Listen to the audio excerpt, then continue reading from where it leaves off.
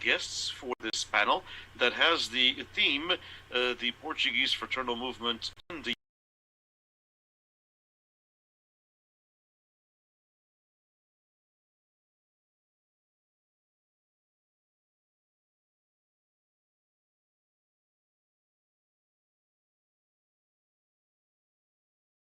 these two leaders in the fraternal movement look at the movement in the near future. I don't think both of my guests have a crystal ball in order to look into the future and say this is what it's going to be, but based on our experiences and based on what we know about the community and how the community is, how do we see this movement in its important role in the Portuguese American community, not just in California, but of course throughout the entire U.S. Both of these organizations are national organizations. And so our guest, Dr. Monique Kelly-Valens, PhD in Portuguese history from the University of California, Santa Barbara. I know this by heart now.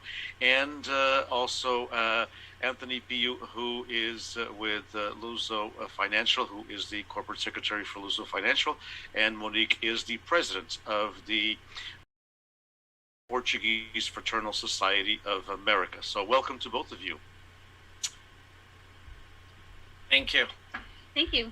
Our pleasure. Let's start with the ladies first, as it is tradition. So, Monique, if you can give us in a nutshell the so-called Reader's Digest version. You're too young, both you and Anthony, to know what Reader's Digest was, but it was I don't even know if they're still around, but it was a magazine that used to take long stories and give us, like a story of about 25 pages would be given to us in 4.5. And so when I used to be in my doing my graduate study work, my professor one time said, "Hey, Borges, just give me the Reader's Digest version. Don't give me the entire thing." So I'm going to ask both of you to give me the Reader's Digest version of a history in a few words and, a few minutes, 5-6 minutes, whatever you think is necessary about the movement, the fraternal movement that you're associated with. I know that actually Monique is a member of all the organizations, but as president of the Portuguese Fraternal Society of America, which is a junction of 5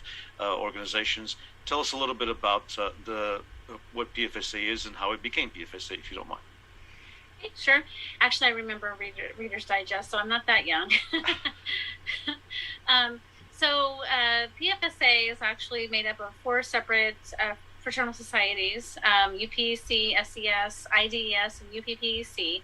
And in 2010, decided to merge together into one fraternal society and become the Portuguese Fraternal Society of America, just as a way of helping each other and becoming a stronger society.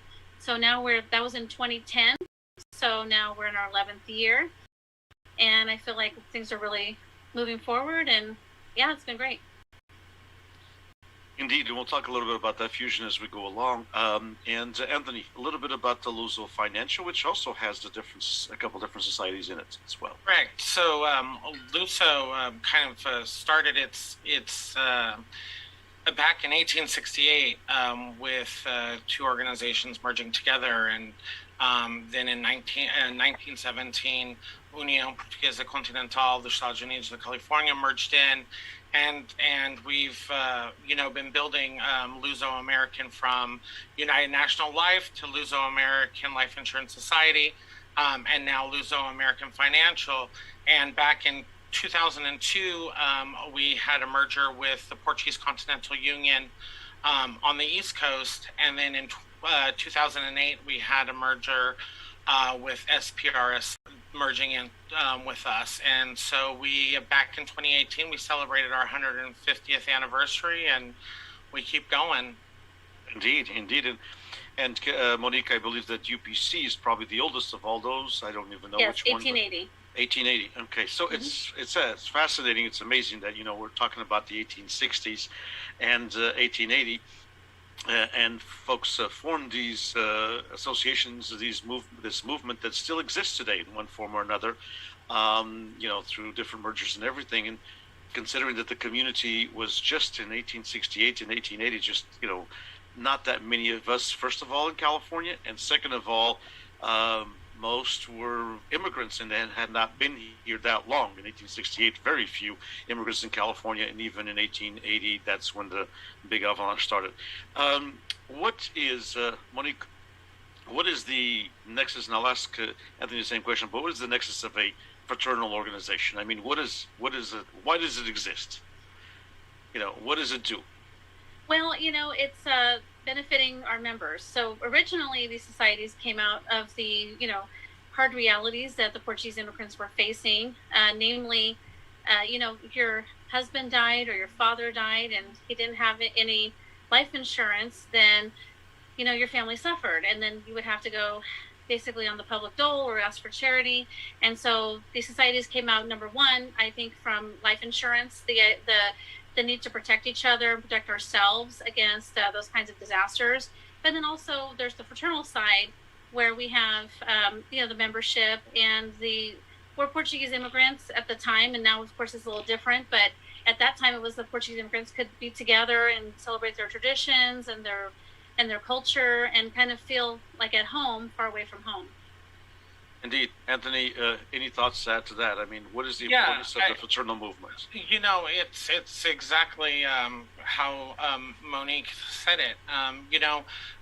In my time on the East Coast and getting to find out also a lot about, the Portuguese Continental Union organization, and it was a time for these immigrants to get together, if it was to play cards, but also to get together and be able to speak their language and be comfortable with the people that, friends of theirs that immigrated to this country as well. But also they were there to for that security, to how to, figure out a situation when a loved one passes away at that time. And, and that's kind of how that all started. And just building that brotherhood and sisterhood amongst our Portuguese people. But they are quite different today, Anthony. So, I mean, the idea of just at that particular time, as you and Monique said, of, not, of course, the social aspect of it and the camaraderie, but also in a fatalistic world, if something happened, to have some kind of a sense of security there. Today, how would you describe the Luso Financial? It's a full-fledged, and then I'll ask Monique the same thing, but it's a full-fledged financial institution with lots of different opportunities. I mean, it's gone way beyond the traditional life insurance that people bought for their grandkids. Correct. I mean, now it's not just life insurance products that we offer. We offer, annuities, IRAs, educational savings, and it's moved on into, times where, at one time there were no youth involved in these fraternal organizations, and adding that youth, the youth chapter to the organization and the 20-30s aged people, and it's grown into something where, now Luso American Financial has, our convention every year with a huge youth program, and with about 500 kids performing. So what it had started back in 1868 to where it is now has blossomed so much, because it gives so much opportunity to not only to, our grandparents, but there's opportunities for our young, youth and our 20-30s, and we just keep trying to push along with that. Sure.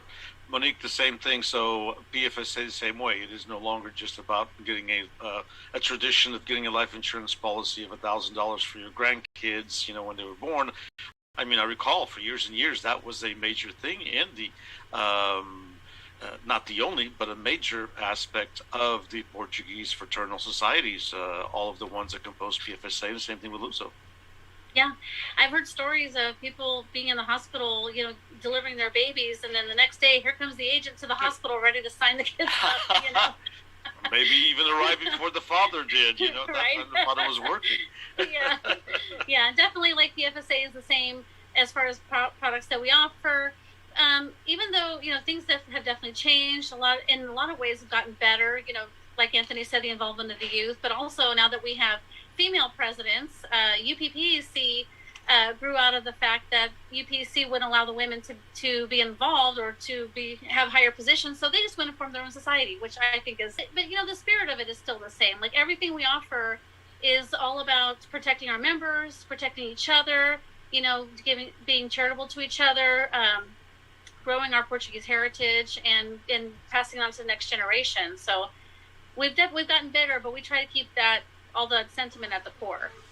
And indeed, and both of you have that tie because of PFSA with UPPC and Luso with SPRSI. I find that story, and just a few months ago, I had a conversation with a mutual friend of both of ours, which is Tisha Cardoza, about SPRSI. And I mean, what formed as an altar society, and then she actually, I don't forget the name of the lady, but kind of an iconographic figure in the Portuguese community, said, why should we be just an altar society? I mean, we can do what those guys are doing. And this was in the early 1900s. Mm-hmm. I mean, this is a few decades, or quite a few decades, before the feminist movement. Yeah.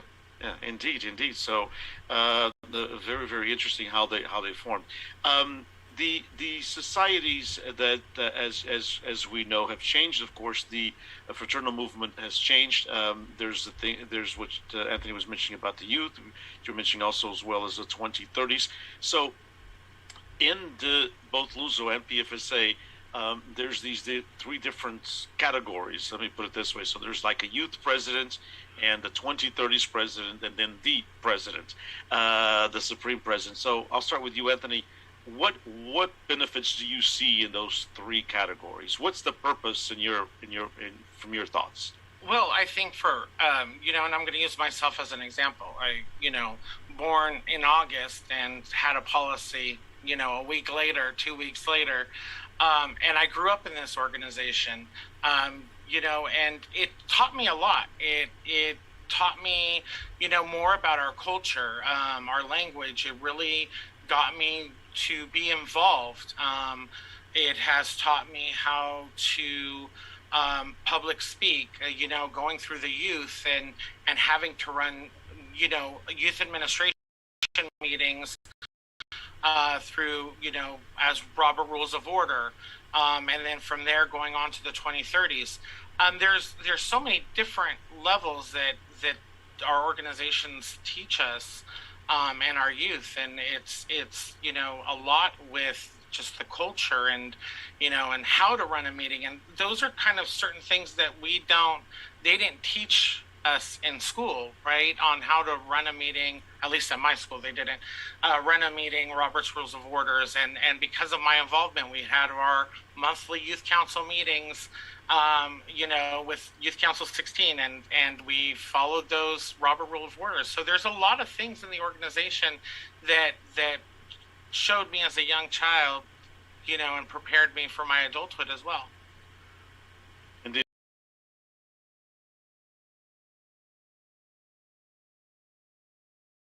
With the California Portuguese American Coalition, and Cliff Costa, who I believe both of you might know, but I know Monique knows.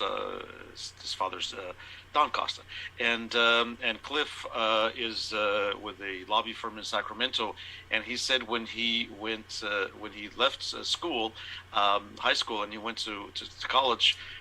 He was involved in the Junior Statesmen of America, and the first meeting he had, they were also impressed. How do you know this stuff? How do you know these Robert's Rules of And he said, I was youth president. I had to follow all that stuff.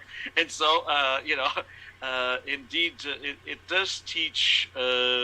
Besides the connection with the history and the culture, it does teach, Monique, as Anthony added, public speaking, and of course, how to run a meeting, which a lot of people in the Portuguese community still don't know how to do. But right.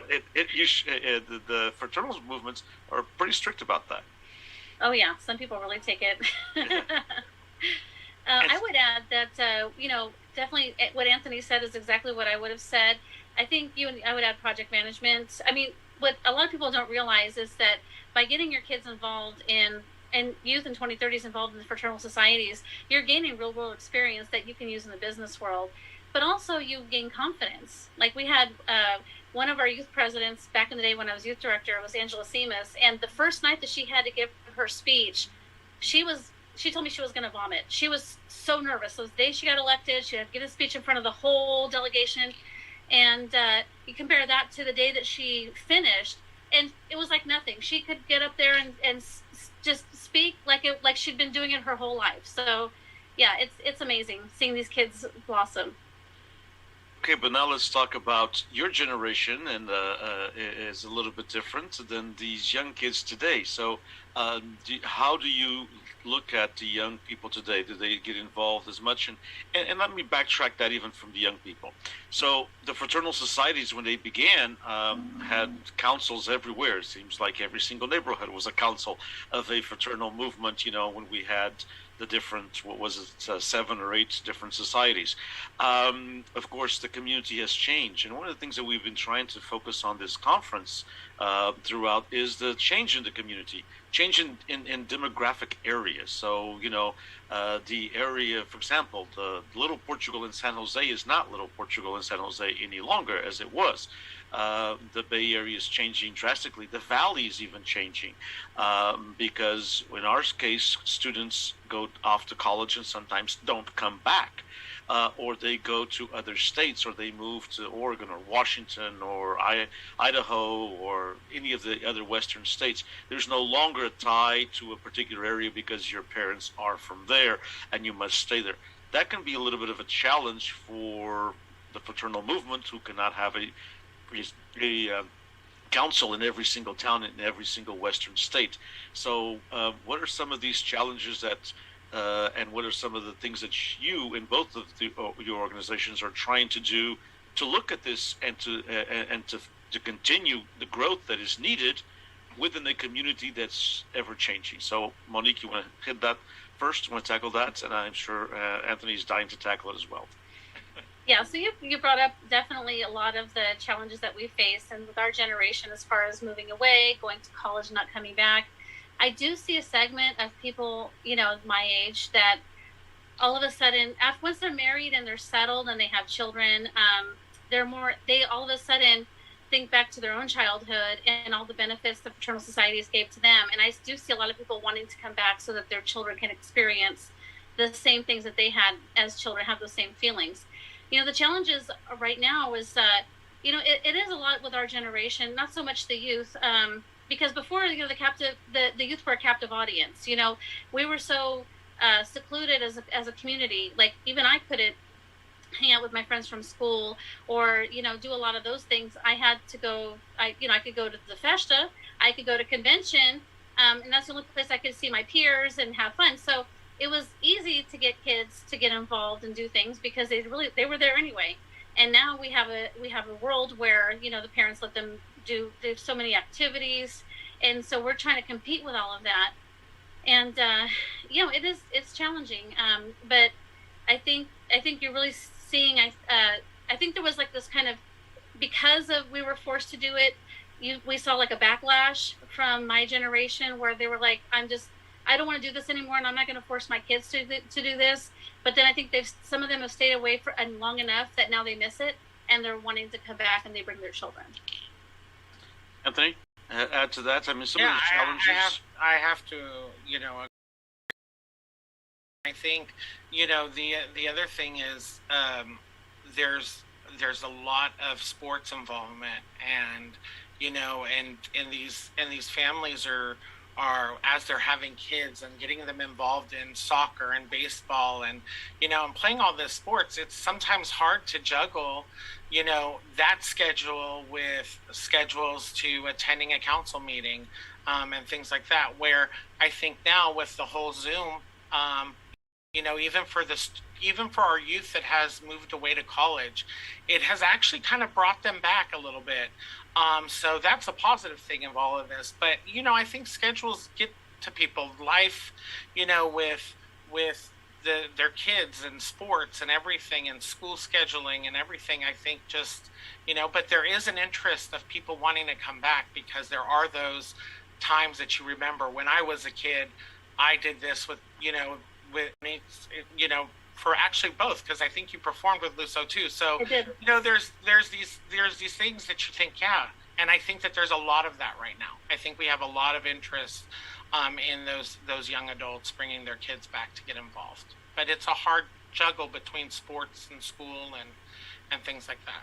Yeah, you're right, Anthony. With Monique, it's not what she belonged to; it's what she didn't belong to. So that's I don't even know if you can count past three with that. But the idea that both you were saying, Monique, you were saying that and that we have here in other organizations. It's not just a fraternal movement. In the other organizations, we have the same dilemma, which is. Like you were saying, your generation, Monique, the parents did not let you go many places other than if there was a Portuguese or something, with a tie to a Portuguese festa. Now, the younger generation, your generation, wants all of your kids to be involved in everything, and the kids want to be involved. And we, of course, in education, know that is a plus, plus, plus, plus. Too much involvement can be detrimental for kids, but a couple of sports and a couple of other activities are very good for kids. So, what is PFSA, for example, doing? What are some of the activities that you're doing to bring in the youth and to kind of diversify and look at this? I mean,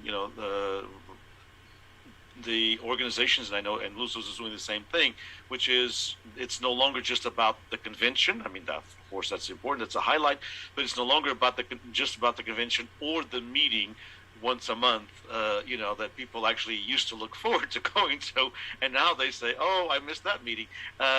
So because of everything that, like Anthony said, that people are trying to juggle. So, what kind of activities, and of course, Luzo is as well, trying to do a little bit different. And as Anthony mentioned, the Zoom is or the technological world is one way, of course, to reach young people. But what are you trying to do? I know PFSA has been doing a couple different things. Well, we've kind of used this pandemic as a rebuilding year. Obviously we weren't allowed to have any activities, and we kind of had to put a stop to that. And one of the big challenges that we have with young people is that they just don't want to go to meetings.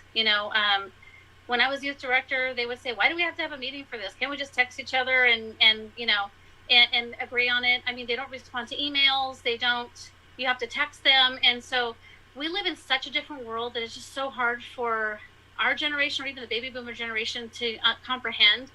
And so there's this real generations. They don't want to lose our tradition, but at the same time, we have to recognize there's certain things that we have to change in order to meet the challenges of the future. Otherwise, we're going to die.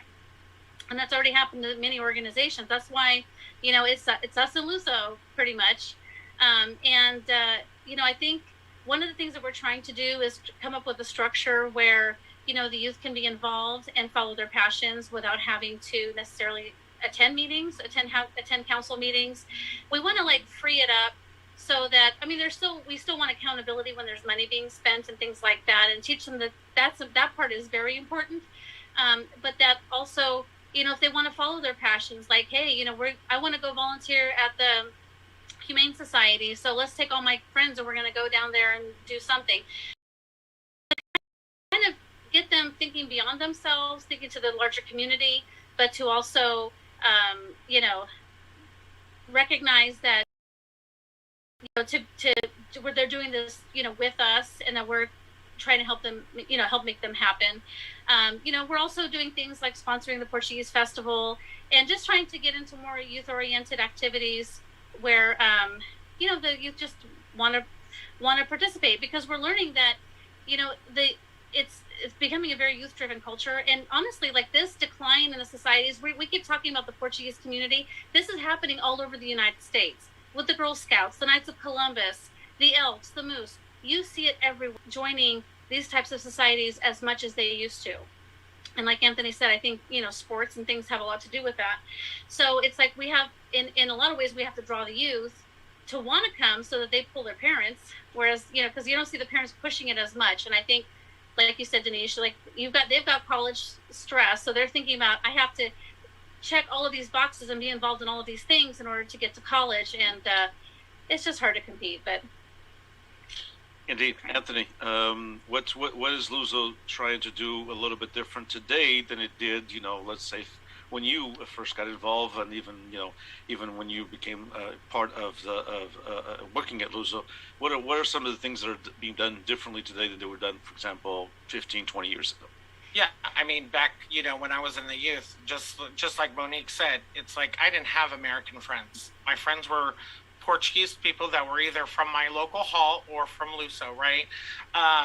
And now, I we're working on trying to find exactly kind of what Monique said, trying to find what these kids are interested in. They don't want to sit around a table and have a meeting. What are we going to do to interest them? And give them a little bit more of a push to even really work with the 2030s and the adults and show them the kind of things that they like to do.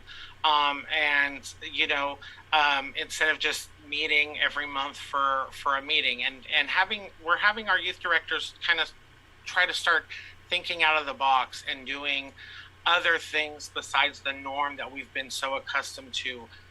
We do want them to still continue to learn how to run a meeting and things like that, but, make it more, make it a lot more fun and enjoyable for them, and get them out there and do more community outreach, is one of the things that we're going to start pushing. One thing is, of course, and you have, of course, the different segments: the youth councils or the youth presidents, and then the 2030s, and then the supreme presidents. But and this will take it away from the fraternal movement itself, and I think it can be overlapping all the other organizations. But I know that both of you are heavily involved in the Portuguese American community, and you know what's going on, and you keep abreast of everything that's going on beyond your fraternal society. And so when we look at the community itself, so let's just brought it now to going beyond the fraternal organizations, LUSO and PFSA. When we look at the community itself, one of the issues, and we found this yesterday in one of the sessions that we had, which is the older generation still not wanting to give up. They say they want to give up, but they don't. They're still there. We can't all of a sudden just, because of the youth involvement, the way things are, you can't just all of a sudden say, well, everything is going to be run now by people in their 20s or their early 30s, because we know that they also have their lives. But do you find, and not only, and again, let's take the fraternal movement out of it, do you find in your dealings with the Portuguese American community that there is still in certain organizations, whether they be organization A, B, C, or D, the hanging on by a generation that somehow doesn't want to let go of the realms of the organization to younger people? Because I hear that. We heard that yesterday in a couple of the different sessions, which is younger people feel that sometimes they want their ass to be part of it, but when it comes to making a major decision, well, you're not ready for that, making that decision yet. So in your dealings with the Portuguese American community, I'll start with you, Monique, as well. How do you feel about that? Is it getting better? Is it about the same, or is it getting worse? It's hard to say. So I can think of a couple organizations here in the Valley that definitely the younger people have taken over, their presidents of, like let's say the local festa. There's a lot of young people involved, but then the older people have stopped really participating. And so there's this feeling like, okay, if you let us take it there, in some ways, in some cases, I kind of hear from the older generation enough work.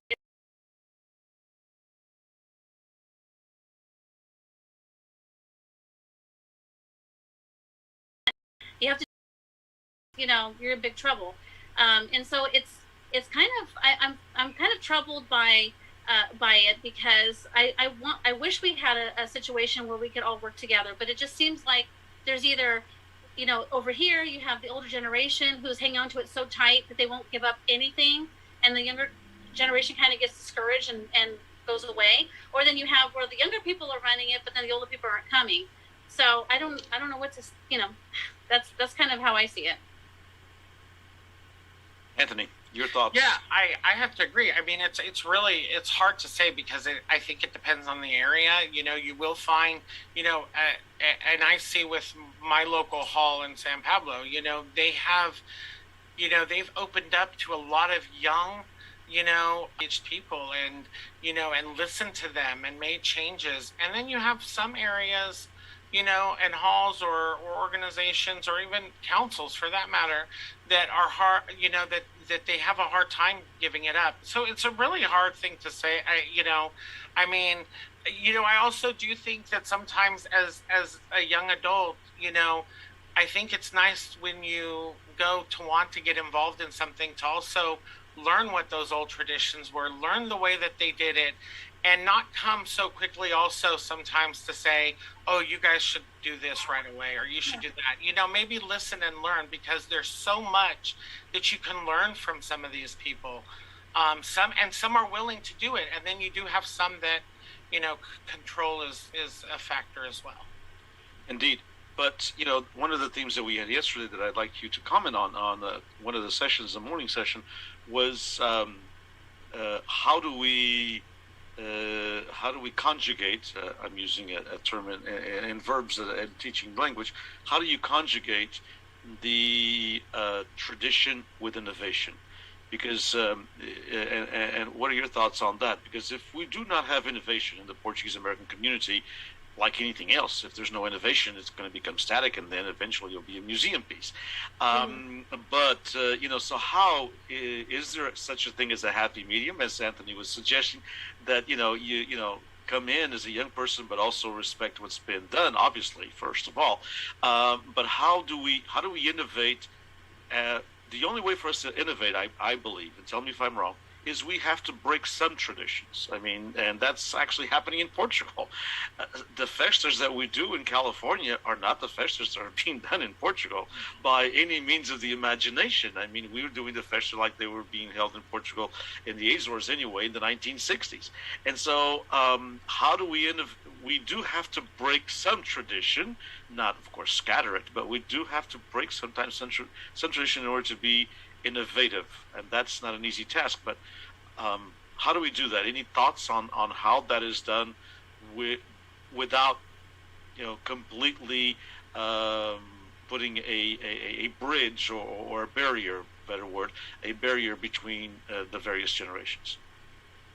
Any of you can take that on. I'm not gonna pinpoint whoever starts talking first, actually.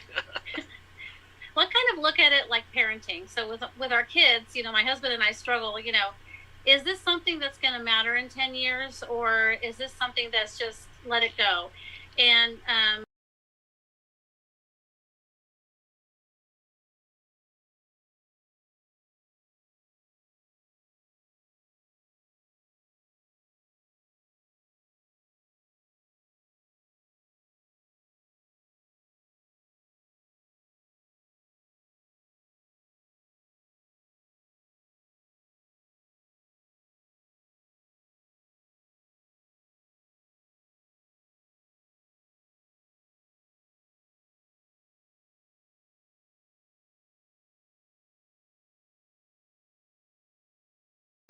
the honoring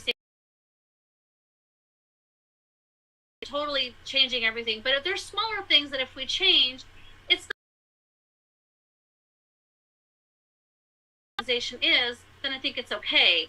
And I think that's kind of what the older generation is having trouble with, is they feel like any kind of change at all is going to just wreck the society or wreck the festa, and it's gonna we're gonna lose all of our traditions. And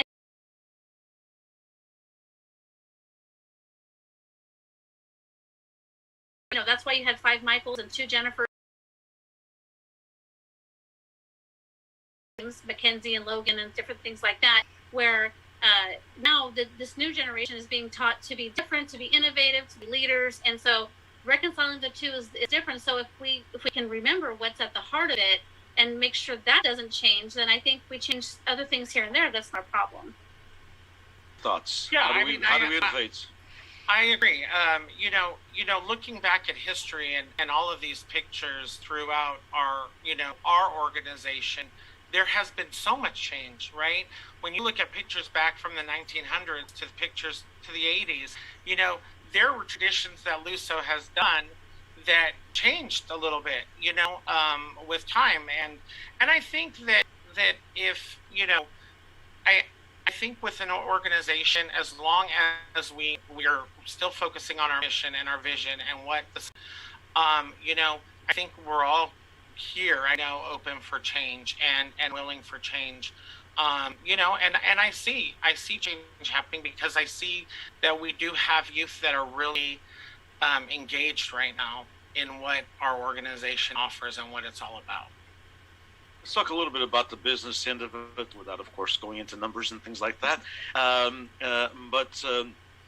So today, from the aspect that, as Monique mentioned, that the baby was before it was baptized already had a policy, and so that world has changed. The community has changed, and that's the innovative part that's been done by the fraternal movement, which has been the financial products.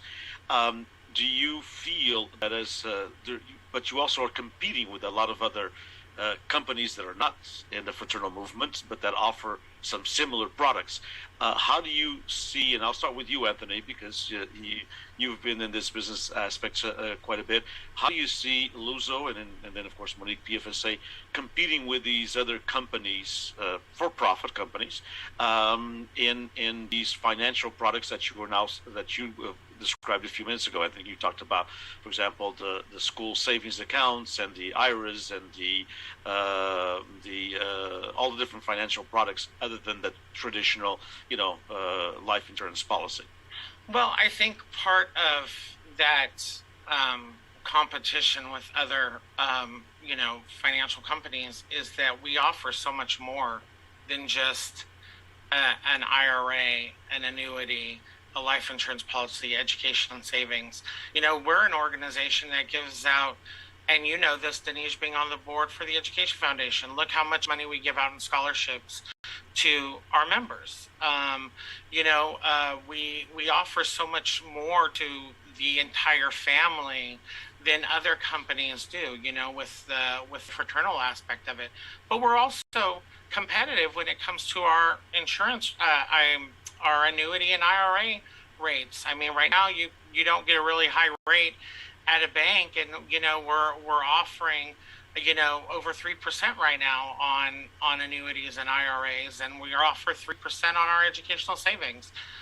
So we're competitive in that, but we also are still promoting that Portuguese and being involved in when you become a member of Luso, you're involved with the Portuguese community and involved, and that's something like Fidelity and all these other companies don't offer. Sure. So you're the take is that you're very competitive with all of the other for-profit companies. You're just as competitive as they are. You have the same variety of products, but then you have the flavor and the community continuity in the community and the tradition aspect that the other companies don't. Monique, the same thing for PFSA. So how do you compete with these companies? What do you feel that PFSA can offer a young Portuguese American watching us right now that is thinking about starting some kind of a financial product for his or her future? Can PFSA be as competitive as everybody else? Yeah, I mean, we just like Luso, we can be just as competitive. I mean, we do have our hands tied. Both of us do, as far as there's certain products that the state of California will not allow us to sell because we're fraternals. But at the same time, so, it's like Anthony was saying, this is a community, it's a family. It's not just you're a number. So like I was telling someone the other day, if you die, your MetLife agent is not going to come to your funeral. But if you're a PFSA or a Luso member, you're going to have somebody at your funeral who is going to read a prayer for you. Or if you have an emergency in your life, like you have a sick child or your house catches on fire, your New York Life agent is going to hold a fundraiser for you. They're not going to even know who you are. But if that happens to one of our members, we pull together. We put fundraisers together. We help our members. Like, we're there for each other through all of the events of life, college, marriage, children. And it's like some people have been involved in these societies for 50, 60 years, and they have their children and their grandchildren in there. And when we come to convention, it's a huge family.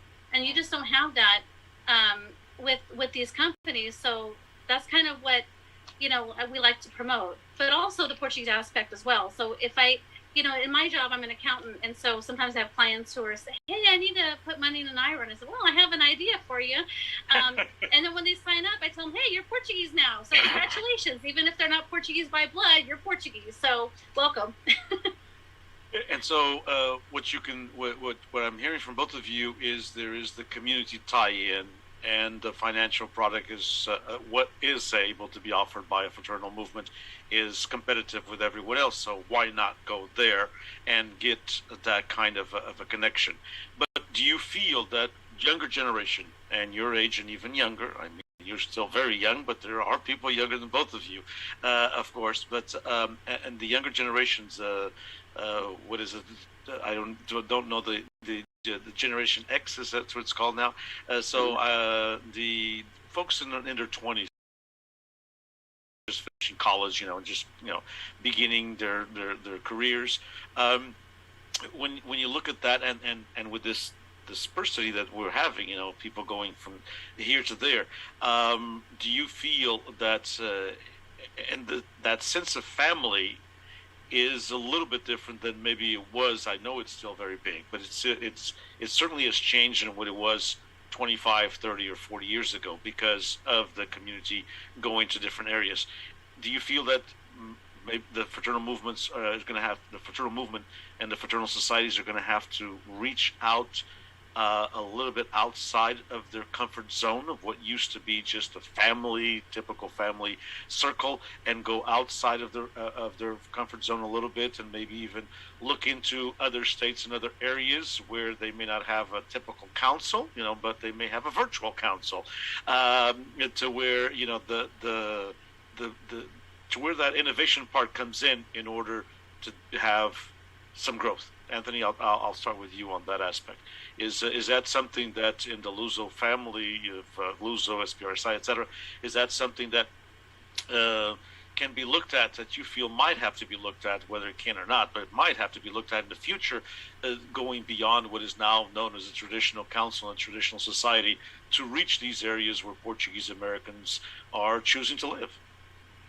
Yeah, I definitely think that is a topic that has been slightly talked about before, and there's options, but there's also in seeing exactly where our Portuguese people are moving to, but we also offer these products to everybody. It's not just Portuguese. And so, we've opened up from just our Portuguese, selling to our Portuguese society and members.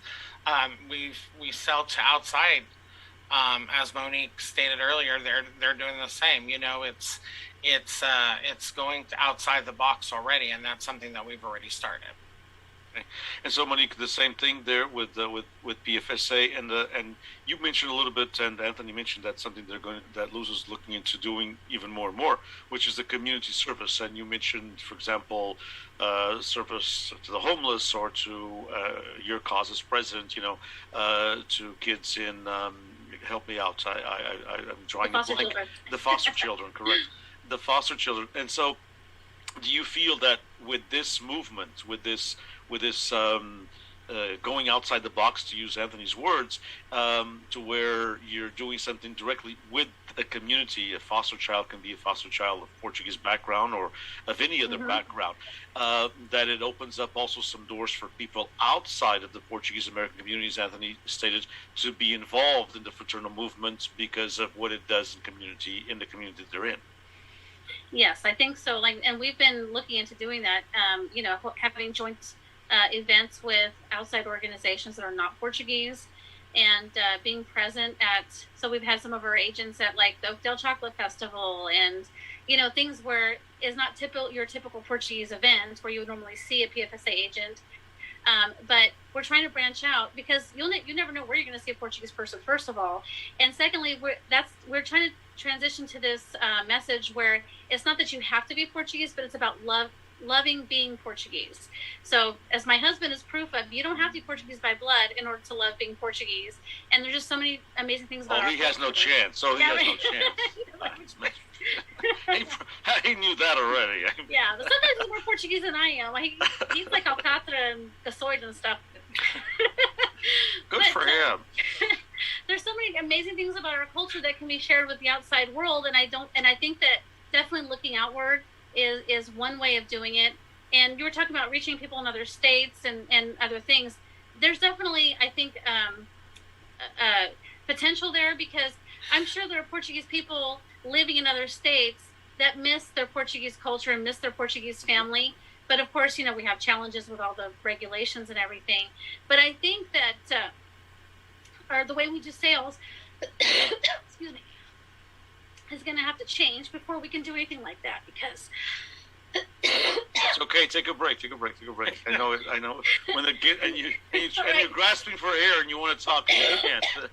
Indeed, that's tough. Yeah, the old thing of going to people's houses and things like that, we have to find a different way. Yeah, indeed. To reach the younger generation. Indeed. And you know, one thing is now with that whole 23andMe, it's been a big deal, because even I have friends that are, that consider themselves Italian.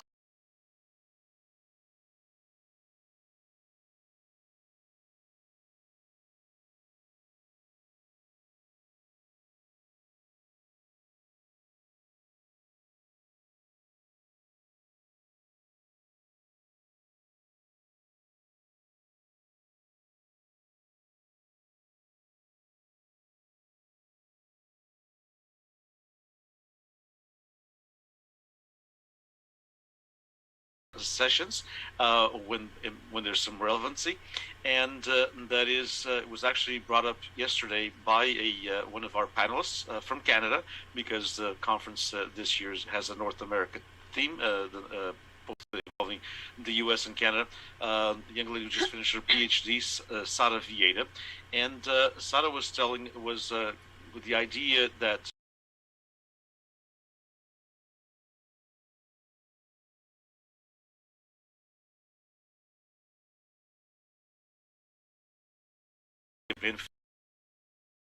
people who are only 15% Portuguese.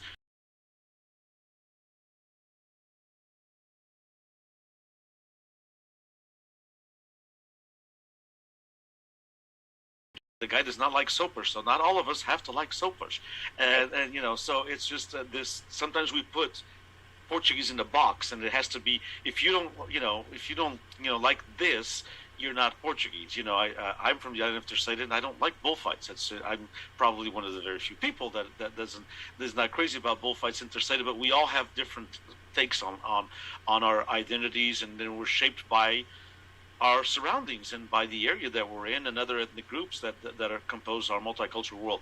But so to continue with second and third generation, it seems like everybody, and I know both of you have had that experience of going to Portugal or the Azores. It seems like when younger people of second and third generation have the experience of going to Portugal, or if it's just the archipelago, the Azores, or mainland Portugal, any part of Portugal, and they can be there for 2 weeks, or if it's a study abroad or some kind of a program, that they're there for like 2 or 3 weeks. It kind of, and I know I've seen that throughout my life, when you have a second or third generation go there, it's kind of all of a sudden that flame is relit, that something is lit. She actually brought up the issue that the Israelis do, with the Jewish community, the birthright, where they take a certain percentage or a certain group of folks who are young people who are Jewish in the United States and will spend a certain amount of time in Israel. And wouldn't that be wonderful to do that with Portugal? But Portugal cannot fund all of this. Obviously, it doesn't have the same financial backing that Israel has from the United States and other areas. And so, but isn't this something that maybe the fraternal societies, along with all the other organizations and along with people who like to help, these causes, could actually think of doing something? And it brought me the idea that Anthony mentioned about the the scholarships, so maybe the scholarships are restructured, within time, and one or two or three of those are destined to folks who want to do this birthright kind of a trip to the land of their forefathers that have not had the opportunity. So is this something that you feel that not just the fraternal movement that would be important? What are your thoughts on this idea of moving forward with the different opportunity for those who are second and third generation to kind of get to know Portugal by going there for a certain amount of time? I'll start with Monique on that. Your thoughts? Yeah, I mean, it sounds. I've heard of the birthright thing. I never thought about it with Portugal. It's definitely a good idea, and it could get a lot of kids reinvested in their Portuguese culture and community. It's just logistically coming up with all of the things. But yeah, I don't think it's a bad idea at all. Yeah. Do you think that, Anthony, by knowing some of the folks that I know that through Luso and back East Coast, West Coast, lots of folks who are second and third generation who haven't had the chance to go to Portugal. Do you feel that a program like that would be totally community based, and of course, with Portugal's involvement, might get the second and third generation reinvested, as Monique said it very well, in a country that they only heard about maybe from their parents or grandparents? Yeah, I think it's definitely something to look at and look into. I myself, have been to Portugal, never to the Azores, unfortunately, and it's where I'd love to go and visit. But yeah, I think that there's people now finding out that there are, this percentage of Portuguese, and I think that something like that should be opened up to talk about and look into. Well, because it's a great idea. Yeah, we see that at Luso. We see that when we do some of the grants for some of the students to go. Exactly. I mean, they come back totally different. So if exactly. Yeah. Exactly, and to hear their stories and to for them to experience that, I think it's an opportunity for a lot of people to be able to experience something like that. Yeah. I think honestly we could even expand it to first generation, because there's a lot of people that are either first generation American or actually born in the Azores that don't even speak Portuguese, because at the time when they came there was a lot of pressure to to become Americanized and not speak Portuguese, and I find a lot of people are wishing that they spoke Portuguese, or wishing that a lot of things about that they knew more things about their culture. I'm glad you brought that up. You always bring something that brings up another question, which is I'd like to get both of your ideas on that, because there is kind of a also through the first day of the conference, we kind of had this brought up in a couple different aspects, which is, can we really continue? And I have my own take on it, but I'm not going to even hint it. I'll try not to. Can we even continue with the Portuguese legacy in the United States and Canada? Can we even continue with our culture without the language? Oh, silence. Okay, I mean, because it was debated yesterday a little bit, and I think that we've had this debate before, and I know we've even had it in person at some of the Luso meetings with Anthony present. The idea that, I mean, we have to be cognizant that, for example, most of our meetings are in English. Most of the Holy Ghost Festa meetings are now in English, and 30 years ago there were, probably 80% Portuguese and 20% English. I know some folklore groups. Okay, I know, and well, I shouldn't talk folklore in front of Monique, but I do know some folklore groups that they teach in English. They teach them, go 2 steps this way, go 3 steps that way. It's in English. So I know some Portuguese bands that are in English, because they also have Hispanic students, and they have other ethnicities that are not Portuguese. So the Portuguese language is not being used on a daily basis in a lot of our organizations. It's not being used in our homes as much as it was, obviously, for many reasons, 30, 40, 50 years ago. So is it possible for us to continue the culture long-term, all that has been built in California and throughout the United States, but let's just concentrate this one part in California without the language, because right now, for example, we only have less than 1,500 students learning Portuguese in all schools, whether it be community schools, high schools. We have less than 1,500, and I think Luso has a few more than 1,500 youth members, and throughout the state, and so does PFSA. And so we have literally thousands and thousands, probably a good 50 to 60, if not more, thousands of young people in that age bracket that could be learning Portuguese, and there's only 1,500 learning. And how many of them will be fluent, after 2 years of Portuguese? That's also very questionable. So, Monique, you're looking like you're really contemplating, but you, Anthony, can go ahead and tackle that on. Is the culture livable long term without the language? Can we plead the fifth? Right. We're gonna get green tomorrow. No, I just.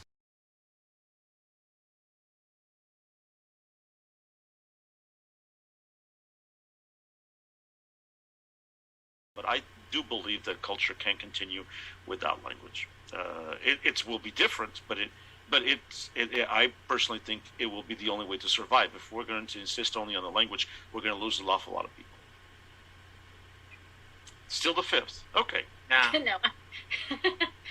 You ready, Anthony? Go ahead. Well, I love our language. I do love our language, but when you do, looking back at was on the East Coast and going through old history minutes of PCU, everything was written in Portuguese. And we moved on where our minutes are in English, partially because of state requirements and things like that. But, language is just, the Portuguese language has just been a part of my life. So it's really hard for me to really give an answer to that. And Monique, Yeah. I know it's been in your I'm case. half and half. Yeah. Well, but, I'm half and half. I feel like definitely the culture could continue without the Portuguese language, although it would definitely lose something. I think, like my kids, they understand Portuguese, but getting them to speak Portuguese is very difficult. And I think, like, when I say things in Portuguese, it's sometimes things that you can't translate into English. And I feel like if I didn't understand that, then I would lose a part of what I feel like it means to be Portuguese. And I think it would, if we continued, I definitely agree with that speaking English is important for inclusivity. Mm-hmm. In Modesto Festa, we went through a while where we had presidents who didn't speak English, so all the meetings were held in Portuguese, and it definitely excluded some of our members who don't speak Portuguese, and we don't want that. But at the same time, I think that exposure to the Portuguese language is still integral to who we are as people, and our culture and everything else. Like it's difficult, but I just couldn't imagine, not having Portuguese somewhere. Yeah, it can, but it's more of a ceremonial Portuguese than it is a Portuguese on a daily basis communications. Because, and I'll be very honest, I have two grandchildren who don't speak Portuguese. They don't even live in this area. My daughter-in-law is not Portuguese, and my son is busy, didn't teach him Portuguese. And most parents don't teach their kids Portuguese, okay? Or else, I taught high school Portuguese for 22 years, and most of the kids in the beginning spoke a little bit of Portuguese, when I started teaching almost 30 years ago. And when I left, 3 years ago, most of the kids who had Portuguese surnames that arrived there didn't know how to say anything in Portuguese, maybe 2 or 3 words, and that was it. So things have changed tremendously in the last 25 to 30 years. But I would like my grandkids to be Portuguese, even though they don't speak the language. I think that they can still feel and the culture. We will lose some, but I think that if we insist too much on the language, it will also be a barrier to some people. Don't you?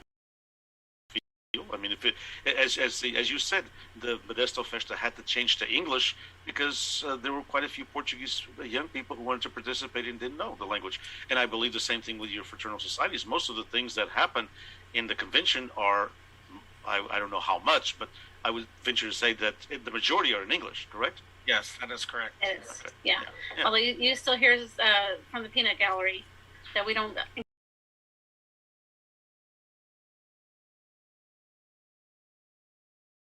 is what it is. But the idea that one can be Portuguese if one culturally without knowing the language, I think and I see that as actually just people commenting on chat, that their parents didn't speak Portuguese to them, but they feel very Portuguese. I just worry. I'm not saying that you have to speak Portuguese to be Portuguese, and I don't think that people like. I don't consider my kids less Portuguese because they don't speak it, but at the same time, like there still has to be the language somewhere. Like I feel like there still should be some exposure to the language because I don't want us to be like the Irish or the Italians where it's like I'm Italian and I know I'm Italian, but they really don't have much ties to Italy and they don't really know much about the Italian, history or culture or anything like that. They just know they're Italian. And I don't want us to become that. I want us to like still have our ties, our roots. You're being a dreamer, young lady, but that's okay. That's what makes it special. Anthony, your thoughts on that? Yeah, I mean, but we have already prime example of people, as that was commented on the chat, and I'm going to throw her name out there, Bernice. She's very involved in the Portuguese community, and she doesn't speak Portuguese, and that hasn't stopped her, and she has continued to, want to be involved because she is proud to be Portuguese. And ultimately, I think that's what it really comes down to, is how proud you are of the culture that we have and keeping those traditions going. Indeed. Well, we could continue talking to you guys for a while, but we need to end this session of the Luso American Education Foundation Conference. I just would like to take a couple of minutes from each one of you. Your perspective on the future for the society that you represent. Monique, how are things looking up? How do you see PFSA 5 to 10 years from now? Well, things are really looking great for us. We've sold more policies in the last year than we've sold in the last 4 years combined. So we're just the future's looking bright for us. And I just think, now with these new ideas that we've been trying to forge ahead with, once the pandemic is really over, I feel like we can kind of, the pandemic was bad for us because we were kind of making headway and then we got stopped. But I think we can get back to that level and keep going forward. So I think, for me, I think a lot of it is partnership with Luso, really, because there's only two of us left. And it's good for us to be friends because we should support each other in our Portuguese community. So. Well, I think Anthony's open to that because he says that Monique is a friend. So, there you go. But, presidents change. But, Anthony, in all seriousness, what do you look at Luso 5-10 years from now? What do you see? I think Luso's doing really well financially as well. And it is true. I mean, even like Monique said, for us, we've sold, even during the pandemic, we've sold a lot of policies, and there were a lot of bad things to the pandemic, that we've had to struggle with getting together, which is what our fraternal organization's all about. But now we have this big drive with our youth and our 2030s and even our adults that they are so ready to just go for it because they haven't seen each other. We had our convention in August and everybody was just like, oh my God, it's so nice to be with one another. And, I think we're just going to keep on thriving. We do have a lot of youth right now, and really with everything that we're working on when it comes to building that bridge between the youth 2030s and the adults, I think each year is just going to get better. Indeed. Well, thank you both for taking the last hour. I promised less than an hour. We took a little bit over an hour and 5 minutes. That's very Portuguese. And I want to thank both of you for your leadership and for your dedication to the Portuguese American community. And let's work on the birthright issue. Let's have the Portuguese be just as strong. Good ideas in other communities sometimes can be adapted, to our own community. So thank you for what you do. Thank you for your leadership, and thank you for your dedication to the Portuguese American community. And on behalf of the Luso American Education Foundation, and as on behalf of PBBI organizing the conference, I'm very happy to have both of you on. Your contributions are important, and it's always a pleasure. I may add this as a personal note. All of the dealings I've had, of course, in the last 2 years with our historian, the Portuguese American Hour, Monique, and all the dealings with the Luso with Anthony, I can always count on both of you, and it's great to have young people such as yourself with the dedication, the vision, and the commitment. So kudos to both of you. And Denise, thank you so much. And I want to commend you. No, but you know what?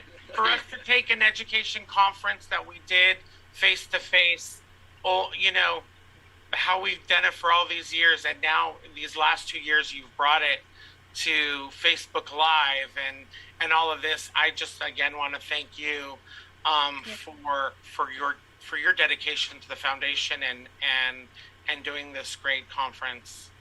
So well, thank you, Anthony. But let's because the next segment is actually with Jean-Louis, so he doesn't mind waiting another 2 or 3 minutes, I'm sure. Let's look at that if you don't mind. So, even with the fraternal organizations and everything that you guys are involved with, I don't think personally that a Luso conference will ever be the same. And I don't think actually things will ever be the same after the pandemic. Right. And so, other than the social event, I mean, these events online have brought us a little bit more together with other community members that traditionally don't go to the events. And so I'll ask both of you: how does the fraternal societies, how does the organizations that you belong to, and even your hall? I know Anthony San Pablo is excellent with social media, and they're not afraid of taking stands. I mean, I want to move to San Pablo just to be part of the hall. But how do you see the importance of the virtual world in building the fraternal movement? I think with the technology that we have today, you can be involved from anywhere, and I think that is one thing that's going to help us, even with our youth, is being able to be on the East Coast and having a council meeting while I lived on the East Coast and still involved in what my council was doing in California. I think that there's so many opportunities with all of this. And when it comes down to the conference, I think with Facebook Live and this technology and changing the conference the way it is, I think there's so many more people that now know about the conference and know about Luso American Education Foundation or PFSA or Luso American Financial because of this, because we have been able to open it up to a wider viewers throughout the United States and Canada. So, I think that it will definitely help us. Indeed, and I think it's just the same thing with Palcus, as both of you know, with the podcasts and everything. And of course, we're archiving this and all of our sessions on YouTube, and then folks can watch it. I mean, I just looked at one of the sessions from yesterday that was just posted, less than 12 hours ago, and we've already had over 150 people watch it.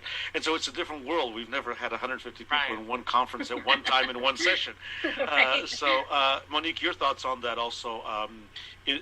This new way of bringing folks together maybe is a way for us to reach some of the other states and for the fraternal movement and all of our organizations as well. Well, actually, we had already started on this even before the pandemic hit.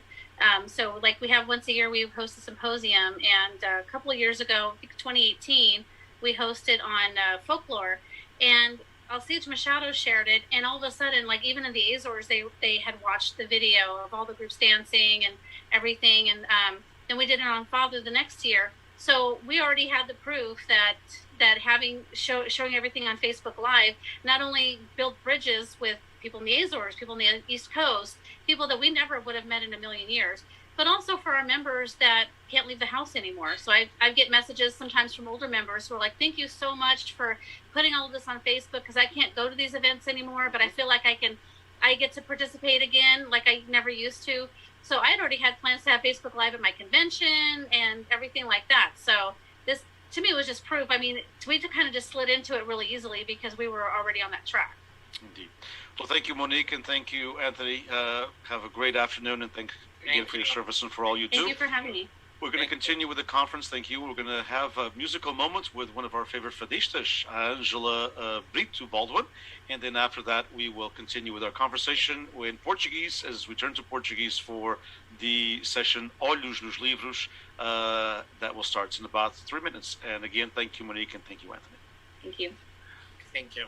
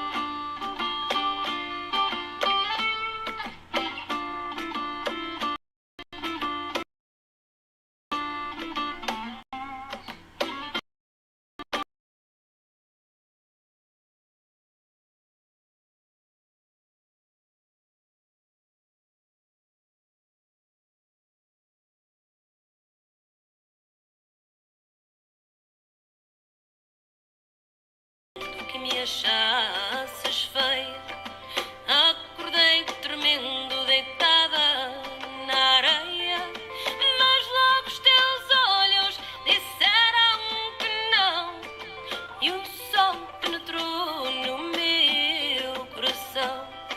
Mas logo os teus olhos disseram que não, e o sol penetrou no meu coração. Vi depois numa rocha uma cruz, e o teu barco negro dançava na luz. Vi teu braço acenando entre as velas já soltas, dizem as velhas da praia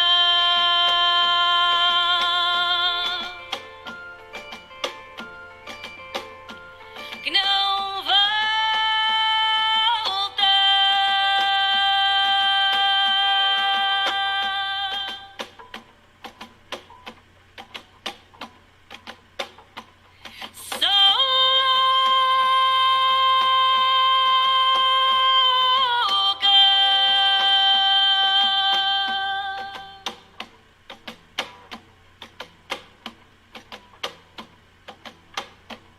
São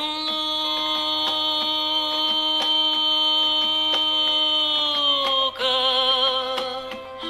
Eu sei, meu amor, que nem chegaste a partir, pois tudo em meu redor me diz que estás sempre comigo.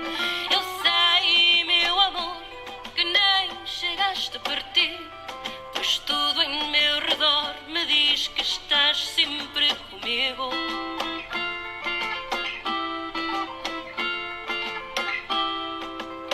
No vento que lança areia nos vidros, na água que canta, no fogo mortiço, no calor do leito, nos bancos vazios, dentro do meu peito estás sempre comigo. No calor do leito, nos bancos vazios, dentro do meu peito estás sempre comigo.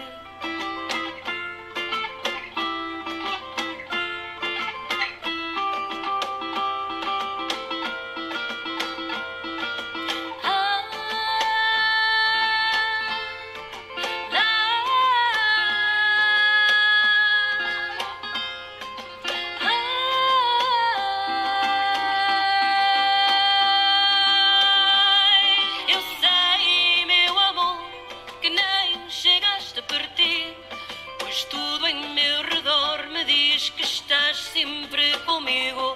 Eu sei, meu amor, que nem chegaste a partir, pois tudo em meu redor me diz que estás sempre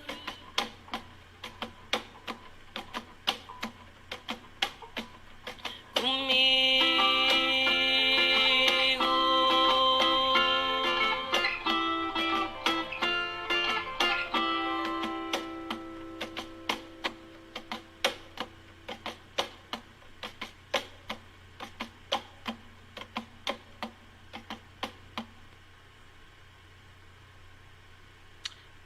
talents in our Portuguese American community, and a musical moment, which is something that we try to do every single day here on the conference, a bit of a different conference, obviously. But probably, as it was said by Anthony and by Monique, probably with a lot better attendance, certainly with a lot better attendance, and also certainly with a variety of topics and a variety of guests that if it were in person, indeed, we wouldn't be able to do it. I know that some of us would love to be in person, and I am one of those, but unfortunately, the pandemic has these little side notes, but we can turn the negative side note into a positive side note. And talking about making it into a positive side note, we're going to turn to the Portuguese language. So hopefully all of you will continue with us. Even if you don't understand Portuguese, continue with us, because then you can learn a few words. You can say, oh, I remember that my mom or my grandma used to say that word. Portanto, estamos a continuar com o congresso da Luso-American Education Foundation, congresso extremamente diferente dos outros, como estava a dizer em inglês, congresso virtual, mas também é uma forma de nós termos uma maior participação, não só uma maior participação em termos de pessoas que estão a ver. Eu disse, portanto, em inglês há pouco, e na realidade as sessões que nós já colocamos e que não estão na YouTube nem há 12 horas, porque foram colocadas há pouquíssimas horas, entre um intervalo de uma atividade e outra, e entretanto das várias sessões já tivemos cerca de 150 pessoas que as viram, portanto no espaço de 12 horas. Essas coisas são assim, a tecnologia veio mudar o mundo, mas também a presença de pessoas que, como temos tido, e amanhã teremos, hoje tivemos duas apresentações, aliás, 3 apresentações, dizia eu, de manhã diretamente de Portugal. Nem sempre é fácil ter 5 ou 6 pessoas a virem de Portugal. Amanhã o mesmo, não é? Também o mesmo no sábado de manhã. Portanto, num dos painéis, 5 dos 6 membros estão na região autónoma dos Açores ou em Portugal continental. Portanto, e aqui estamos para ter mais uma sessão. Esta lamentamos porque falta, portanto, éramos para ser um grupo de 3, os 3 da Vida Airada, mas entretanto seremos apenas 2. O nosso amigo João Martins, cuja ideia partiu dele. O João Martins é poeta, escritor, um ótimo também poeta e escritor, e um ótimo escultor. Vive na costa leste dos Estados Unidos, está reformado, vive na zona de Newark, New Jersey. Pensava que estaria, portanto, já nos Estados Unidos da América, mas por razões diferentes teve que alterar a sua viagem e, portanto, neste momento está em Portugal, e neste momento até está num comboio para Lisboa para apanhar voo amanhã para os Estados Unidos da América. Portanto, teremos apenas 2 pessoas, para aqueles aqui da Califórnia, 2 caras mais do que conhecidas.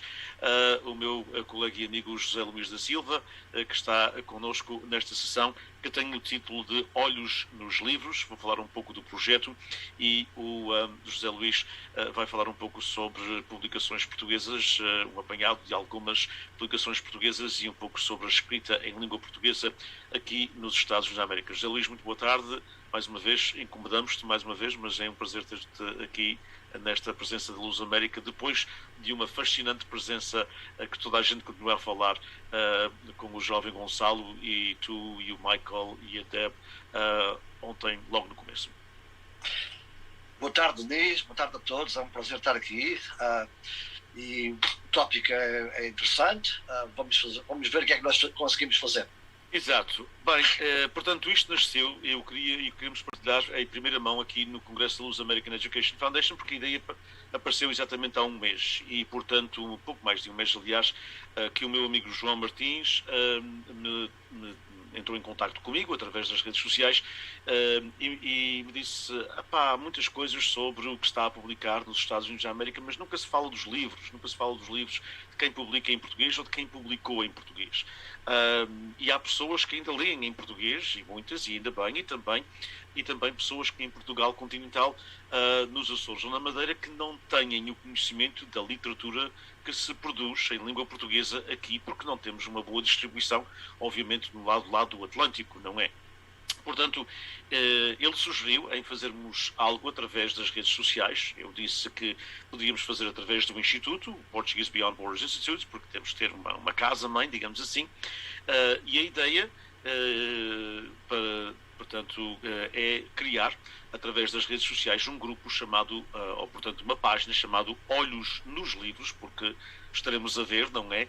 Olhos nos livros, eu gosto muito da frase, os poetas são assim, vêm com essas frases bonitas, e portanto um subtítulo de publicações portuguesas em terras americanas, e tentar, é muito difícil para nós fazer todas as semanas, mas pelo menos 2 em 2 semanas, portanto pelo menos 2 vezes no ano, 2 vezes no mês, desculpem, tentar destacar um livro, ter a fotografia do livro, a fotografia do autor, uma breve biografia de um parágrafo do autor e talvez um excerto do livro, ou mesmo uma fotografia, não é? De uma das páginas do livro com um pouco do texto.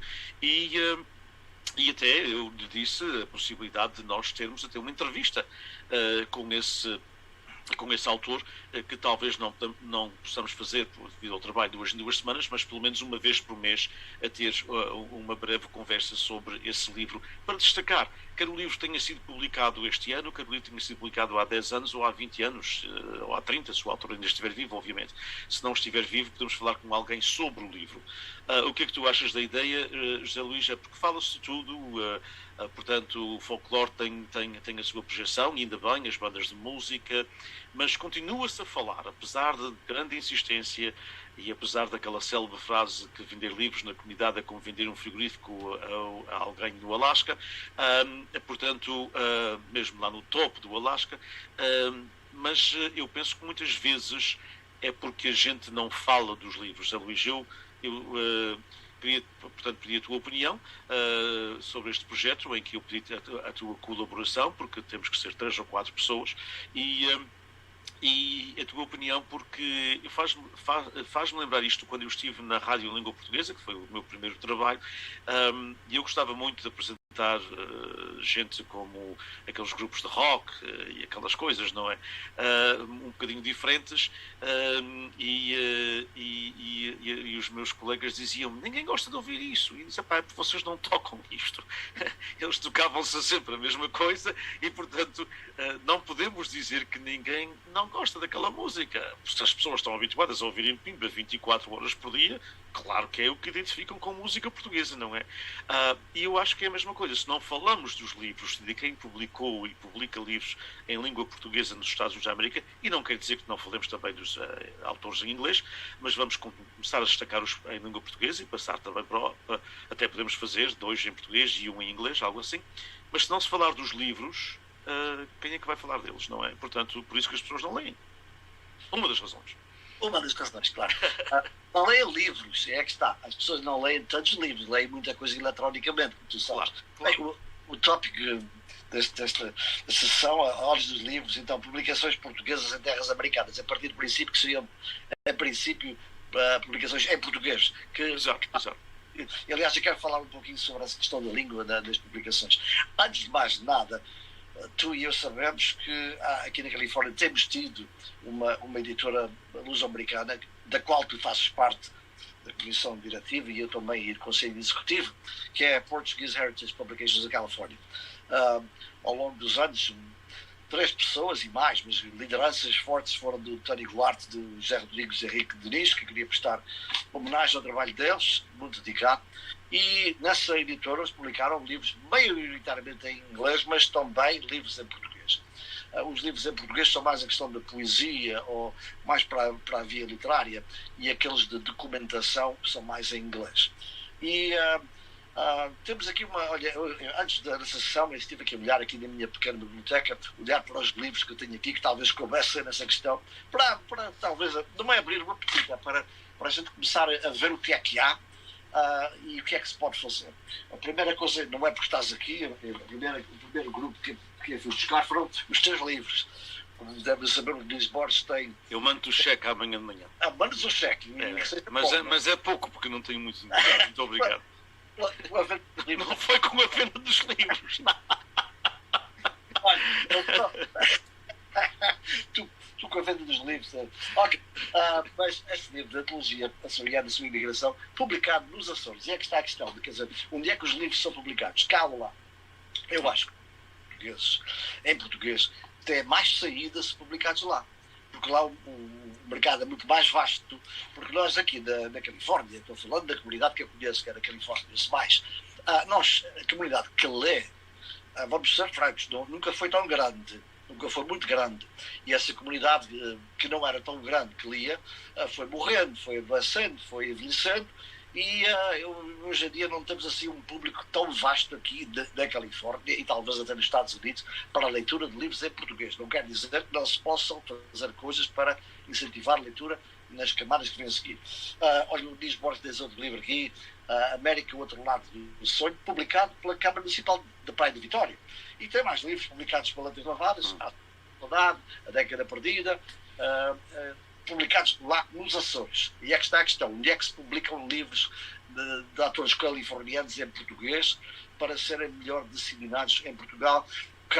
Os Açores, como uma grande parte da nossa comunidade é de origem açoriana, contacta muito grande, e é um interesse por livros daqui e lá, faz muito sentido. E depois temos autores que publicaram tanto cá como lá. Por exemplo, o nosso grande Eduardo Baião Dias, não é? Publicou em Portugal, Crónica das Américas. Depois temos, olha, por exemplo, um artigo grande que ele publicou na Universidade dos Açores, é a Literatura Imigrante Portuguesa da Califórnia. Publicou lá. Mas também publicou aqui, por exemplo, Memórias de um Burocrata Invisível, publicado aqui pela Portuguesa Heritage Publication. E para quem não conhece o doutor, já faleceu há pouco tempo, infelizmente, quem não conhece a escrita do Dr. Baião Dias, eu convido a conhecê-la, porque ela é de uma ironia subtil, de um estilo, de um conhecimento da língua portuguesa que pouca gente tem. É claro que ele escreveu também livros essenciais, como a presença portuguesa na Califórnia, que depois foi traduzida para inglês, e tu, Denise, fizeste isso, e foi publicado em inglês. Isso foi publicado pela Peregrinação Publication da Costa Leste, dos José Britos, tal como o meu Portugal Antigo e Distante. Mas é que temos vários livros em português, temos vários... E onde é que está o teu? Vamos chegar, vamos... Tá bem. Temos aqui do nosso caro amigo João Luís de Medeiros, o Reverso da Palavra, sobre a poesia dele, não é? Isto foi publicado, creio que foi publicado, agora estou aqui a olhar para a publicação que não vejo assim tão facilmente, não está assim. É edição de autor. De autor, está bem. E também o Canteiro da Memória, creio que foi publicado nos Açores. Ambos são edições de autor, mas publicados lá. Agora, a Portuguesa Heritage Publication publicou livros de autores da nossa comunidade em português. Por exemplo, o nosso amigo Décio Oliveira, Dr. Décio Oliveira, famoso dentista aposentado, tem o livro Pó, poesia, tem um livro Sol Oposto, publicado aqui. Eu já agora vou, como estamos aqui a falar de livros portugueses e como é que se vendem livros portugueses da Califórnia, a Portuguese Heritage Publication of California fez uma coisa interessante. Fez isso com o livro do Dr. Machado, do Dr. Décio Oliveira, fez com o meu livro, que já vou mostrar, fez com o livro da nossa grande amiga Maria das Dores Peirão, e também que é o Beijo da Beira, um livro lindíssimo, que ainda não é esse livro que leia. Tem aqui, para mim, todos os poemas são lindíssimos, tem 2 ou 3 que eu acho que são de antologia. Tem o meu pequeno livrinho da poesia, O Cântico do Silêncio, também publicado pela Portuguese Heritage Publication. E os livros, estes 3 livros aqui, os 2 do Dr. Décio e o meu e da Dona Maria das Dores Peirão, os livros foram apresentados na comunidade de uma maneira interessante. Houve um jantar no Portuguese Italy Club, as pessoas pagaram o jantar e também o preço estava incluído ali. Então, com 200 ou 300 pessoas, uma edição de 1000 livros, que é o que geralmente se faz, 750 a 1000 livros, se tivermos ali digamos, uma venda incluída no jantar de 300 livros, já ficamos com uma e não é só pela questão monetária, que isso até nesses casos não foi importante, mas sim para divulgar e para as pessoas também lerem um pouquinho daquilo que é português, escrito sobre a nossa experiência aqui na Califórnia, a nossa imigração, basicamente com a maneira pessoal, a maneira das vivências dos imigrantes aqui, mas não naquela maneira de imigrante. que há aquela coisinha em Portugal de desviar aquilo que é do imigrante. Eu acho que somos imigrantes, somos portugueses vivendo no estrangeiro, mas é nada somos inferiores àquilo que se faz por lá. Claro que lá tem muito mais gente, muito mais aptidão para fazerem coisas melhores e coisa boa, mas nós, o que se faz aqui fora, os teus livros, por exemplo, e não é para estar aqui a dar graxa, são livros de qualidade em qualquer parte do mundo português. Depois há aqueles livros de outros autores, por exemplo, este livro aqui do nosso amigo José Raposo, Encruzilhadas, este livro de poesia, que foi publicado também, às vezes a editora, foi publicado estou vendo aqui. Acho que a edição de autor também, ele trabalha com algumas gráficas, mas uma grande porcentagem são edições de autor, não é? Creio que livros de autor, quer dizer, temos aqui, já vemos duas coisas, publicados nos Açores, publicados aqui pela Portuguese Heritage e publicados por edições de autor. E a questão é essa, é claro, a Portuguese Heritage trabalha em muitos livros já há muito tempo, mas o grupo também já está ficando cansado de tanta coisa a fazer. Temos aqui um livro da Dona Gila de Sousa Borba, poesia, o Canto da Minha Poesia, que foi publicado, eu devia ter visto isso primeiro, mas que agora a questão do dia que foi publicado é outra coisa. Foi publicado aqui, também deve ter sido a edição do autor. Agora, para que já está esquecido, que não devia estar, o grande livro, A Banda Nova e Outras Histórias do Manuel Ferreira Duarte, que infelizmente já faleceu há muito tempo. Ele tem aqui, por exemplo, tem um prefácio de nada mais, nada menos do que Natália Correia. Exato. E que tem aquela frase lindíssima no fim, o decreto, no ano da fome, mais ou menos assim, eu estou a parafrasear, no ano da fome os decretos virão da Europa e a farinha da América. Exato. Que, aliás, isso é do próprio Manuel, de um dos contos, e ela parafraseou, não é? Portanto, mas ele gostava, como tu sabes, conhecias bem o Manuel, ele gostava de brincar com isso, e ele dizia muitas vezes: Diniz, o livro deve-se vender, não é pelo livro, é pelo prefácio, não é? Eu dizia: não é bem assim, mas o prefácio tem alguma autoridade, não é? Vindo de Natal, não é? Aliás, o livro é interessantíssimo. Ele disse, eu não sei, falando com amigos dele, é que vinham saber. Ele estava tentando escrever um romance. Então começou a escrever o primeiro capítulo do romance, que não acabou, e que foi publicado como se fosse um conto mais. Uma novela. Uma conto-novela, exatamente. Uma novela. E é o salto, que é o melhor do livro, na minha opinião. Eu também gosto muito da Banda Nova, só porque eu concordo contigo plenamente. Quer dizer, portanto, em termos de literários, o salto é um conto extraordinário. A Banda Nova, eu gosto muito porque conta as nossas coisas de cá, não é que não se fala lá. Não é?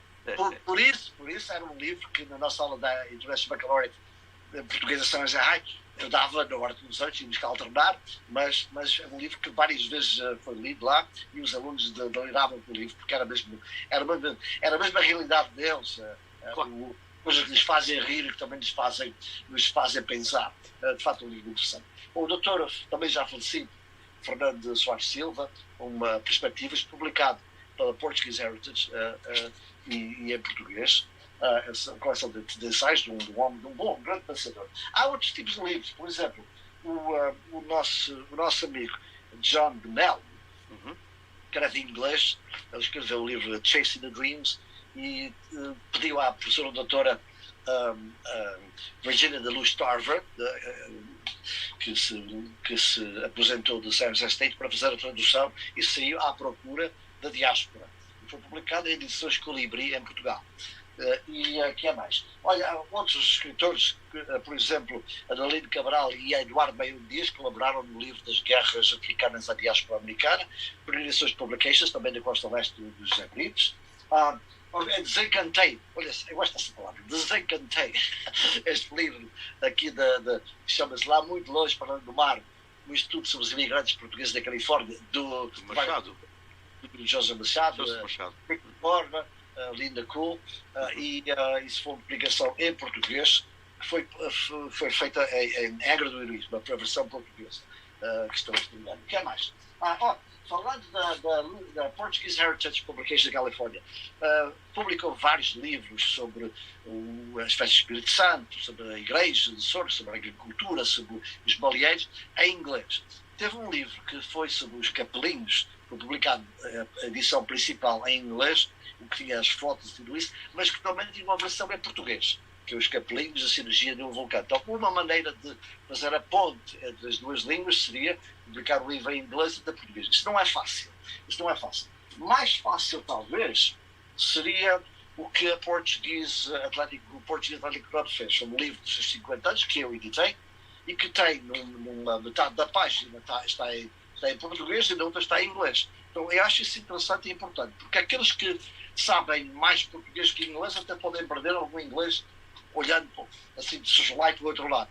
E aqueles que serão o principal grupo, aqueles que sabem alguma coisa, em bom seria alguma coisinha de português, poderão, leiam o inglês e depois vão vendo assim como é que se diz em português e vendo como é que se escreve em português. Aliás, eu acrescentaria, olha, vais mostrar exatamente o que tu traduziste a Lucianoia, exatamente. É o mesmo sistema, não é?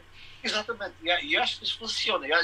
Talvez seja uma das maneiras que nós poderemos fazer a ponte entre os dois idiomas, seria exatamente, quando possível, claro que isso é mais dispendioso, o livro tem que ser 2 vezes maior, e traduções, como tu sabes, não são fáceis, especialmente quando estamos a falar do Alan Oliveira. Claro. Uma linguagem tão rica que a gente tem que trabalhar muito para tentar dar um sentido irónico e rico à palavra que ele dá.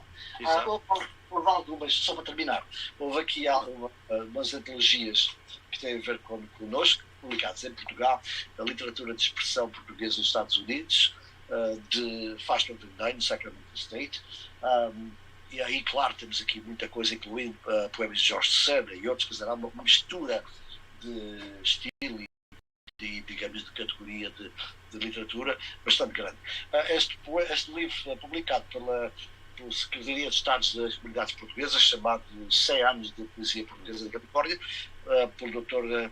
Donald Warren, que foi meu professor, e pelo nosso já muito saudoso Eduardo Baião Dias. Então, esse livro é uma delícia e precisava ser reeditado. Na realidade, esse livro, porque esse livro mostra, só vou te interromper só para dizer, este livro, os 100 anos de poesia portuguesa na Califórnia, mostra as vivências de uma comunidade, eu sei que é um bocadinho antropológico, mas mostra de facto a realidade de uma comunidade. Está completamente esquecido porque o livro foi publicado pela Secretaria de Estado das Comunidades e pelas coisas que não houve qualquer divulgação, e precisava ser reeditado. Eu até diria que até seria bom depois haver uma espécie de um pós-fácil, algo assim, em inglês, porque é muito difícil traduzir aquelas quadras e os poemas que ele tem, não é? Mas é de facto é uma obra, na minha opinião, que precisava ser reeditada. Sim, aquela comunhão de autores do Donald Warren, que, como eu já disse, foi meu professor, e ele é que me fez interessar por aquilo que era de literatura luso-americana. Eu passei muito tempo na antiga biblioteca da UPC, quando estava a fazer a minha special major em português, e ele abriu portas e janelas do Donald Warren para 2 coisas.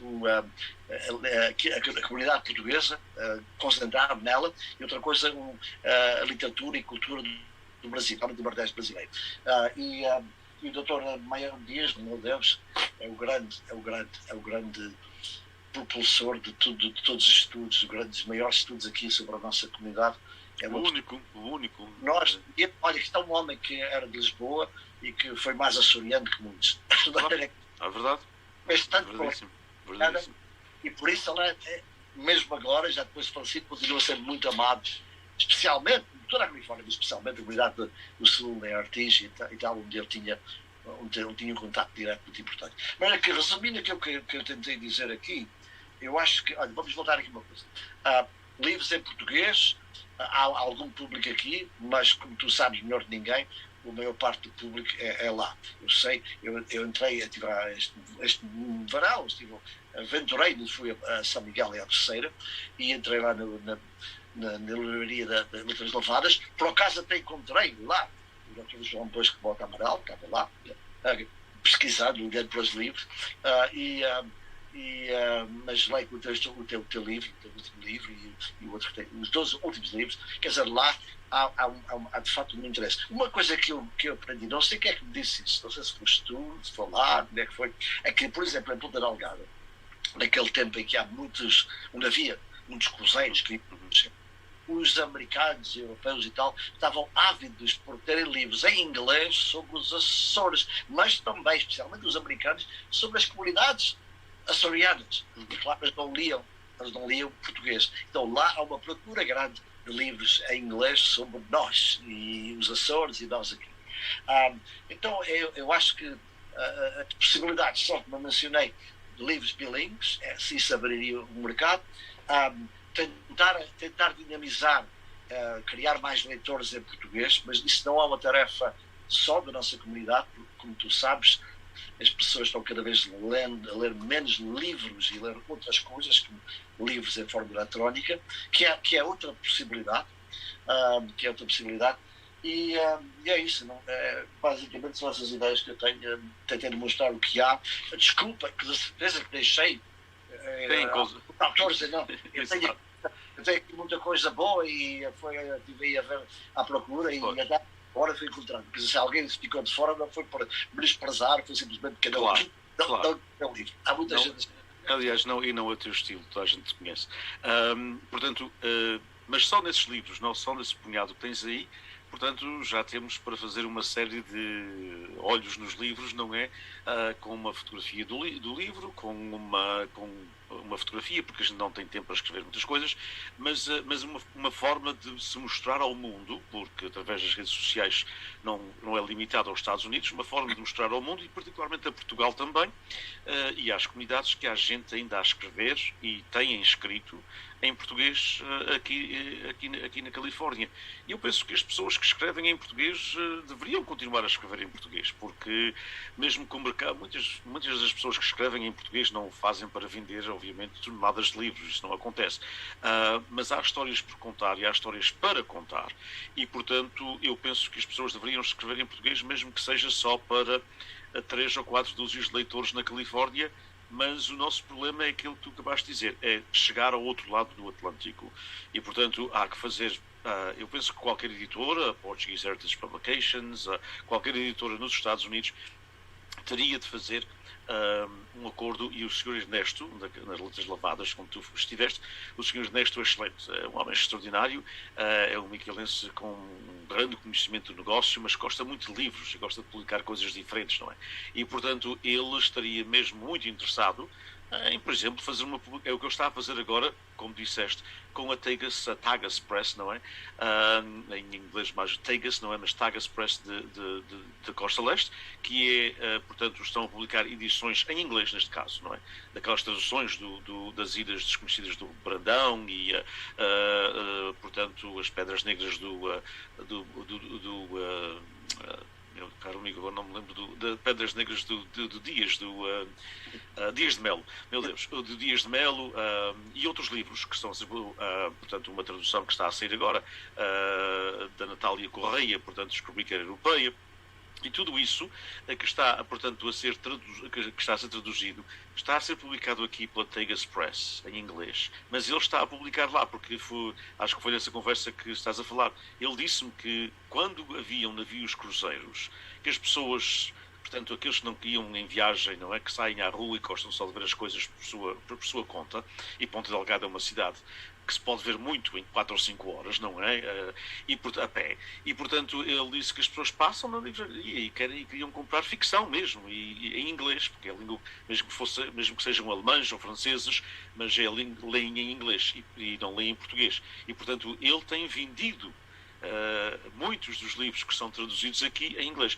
E era fazer uma parceria com ele, por exemplo, uma editora aqui, não sei o que é que pensas, mas uma editora aqui que fosse publicar, por exemplo, 1000 livros de um autor português já em português, poderia publicar 500 aqui e o Sr. Ernesto publicaria 500 lá. Aliás, vocês aí em Fresno, no PBBI, estão a começar a Bruna, editora, não é? Eu acho que isso abre, e aliás aparece num momento crucial, porque a Portuguese Heritage Publications está já ficando envelhecida e é preciso da qualidade, e faço parte, não estou a criticar, estou a dizer disso exatamente. Eu tenho muito respeito pela editora e muito respeito pelas pessoas, e gosto muito de Tony Golato e José Rodrigues. Exatamente, e o Henrique Tunis. Claro, as coisas às vezes têm que continuar de outra maneira, não precisam acabar, e a Bruna, a editora, acho que é uma possibilidade. Olha, outra coisa, tu sabes que a nossa conhecida Lélia Nunes, não é? De Florianópolis. Lélia Pereira Nunes, exatamente. Exatamente, ela que toda a gente a conhece, ainda bem, porque é uma pessoa que, de facto, que faz tanta coisa e faz tanta coisa bem feita. E ela acaba de publicar um livro sobre as festas do Espírito Santo no Brasil. E passou-me pela ideia uma coisa, é que eu acho que há a possibilidade de abrir mercados para aquilo que é nosso, incorporando daquilo que é dos outros. Por exemplo, este Espírito Santo, como toda a gente sabe, são portugueses, temos isso em Tomar, é verdade, e Alenquer, mas basicamente são açorianos, também existe na Madeira, mas estão naqueles lugares onde os portugueses e açorianos se espalharam. No Brasil, por vários estados, e aqui na Califórnia, no Costa Leste, no Canadá. E que tal alguém fazer um livro sobre as festas do Espírito Santo no mundo? E feito em português, esse livro teria mercado no Brasil, por exemplo. Teria mercado nos Açores, teria mercado aqui, e esse livro podia ser feito e escrito em português, teria um público muito mais vasto. Claro que precisava de colaboração. Acho que um livro desses não se faz sozinho, mas é uma ideia, talvez alguém queira mais tarde pegar nisso, porque de facto a importância das comunidades açorianas, de origem açoriana no Brasil, é muito grande. O orgulho, há pouco tempo fiz uma apresentação sobre isso, o relacionamento dos Açores e o Brasil, fiz isso para a PBA e ali tentei demonstrar exatamente que ainda hoje em dia, em alguns lugares, 200 e tal anos depois, quase 300, as pessoas ainda se consideram açorianas. Então há um mercado forte, interessado, de gente culta, que, quando eu digo culta, é que sabe ler, não quer dizer culta lá em cima. Aliás, não tem nada a ver com o elitismo, tem a ver com leitura. Aliás, eu conheço excelentes leitores e excelentes homens e mulheres cultas que não têm cursos universitários.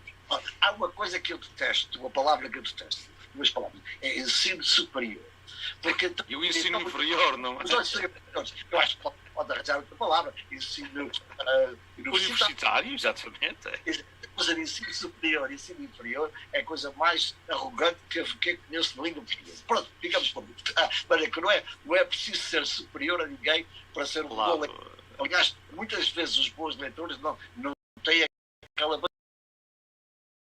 exposição.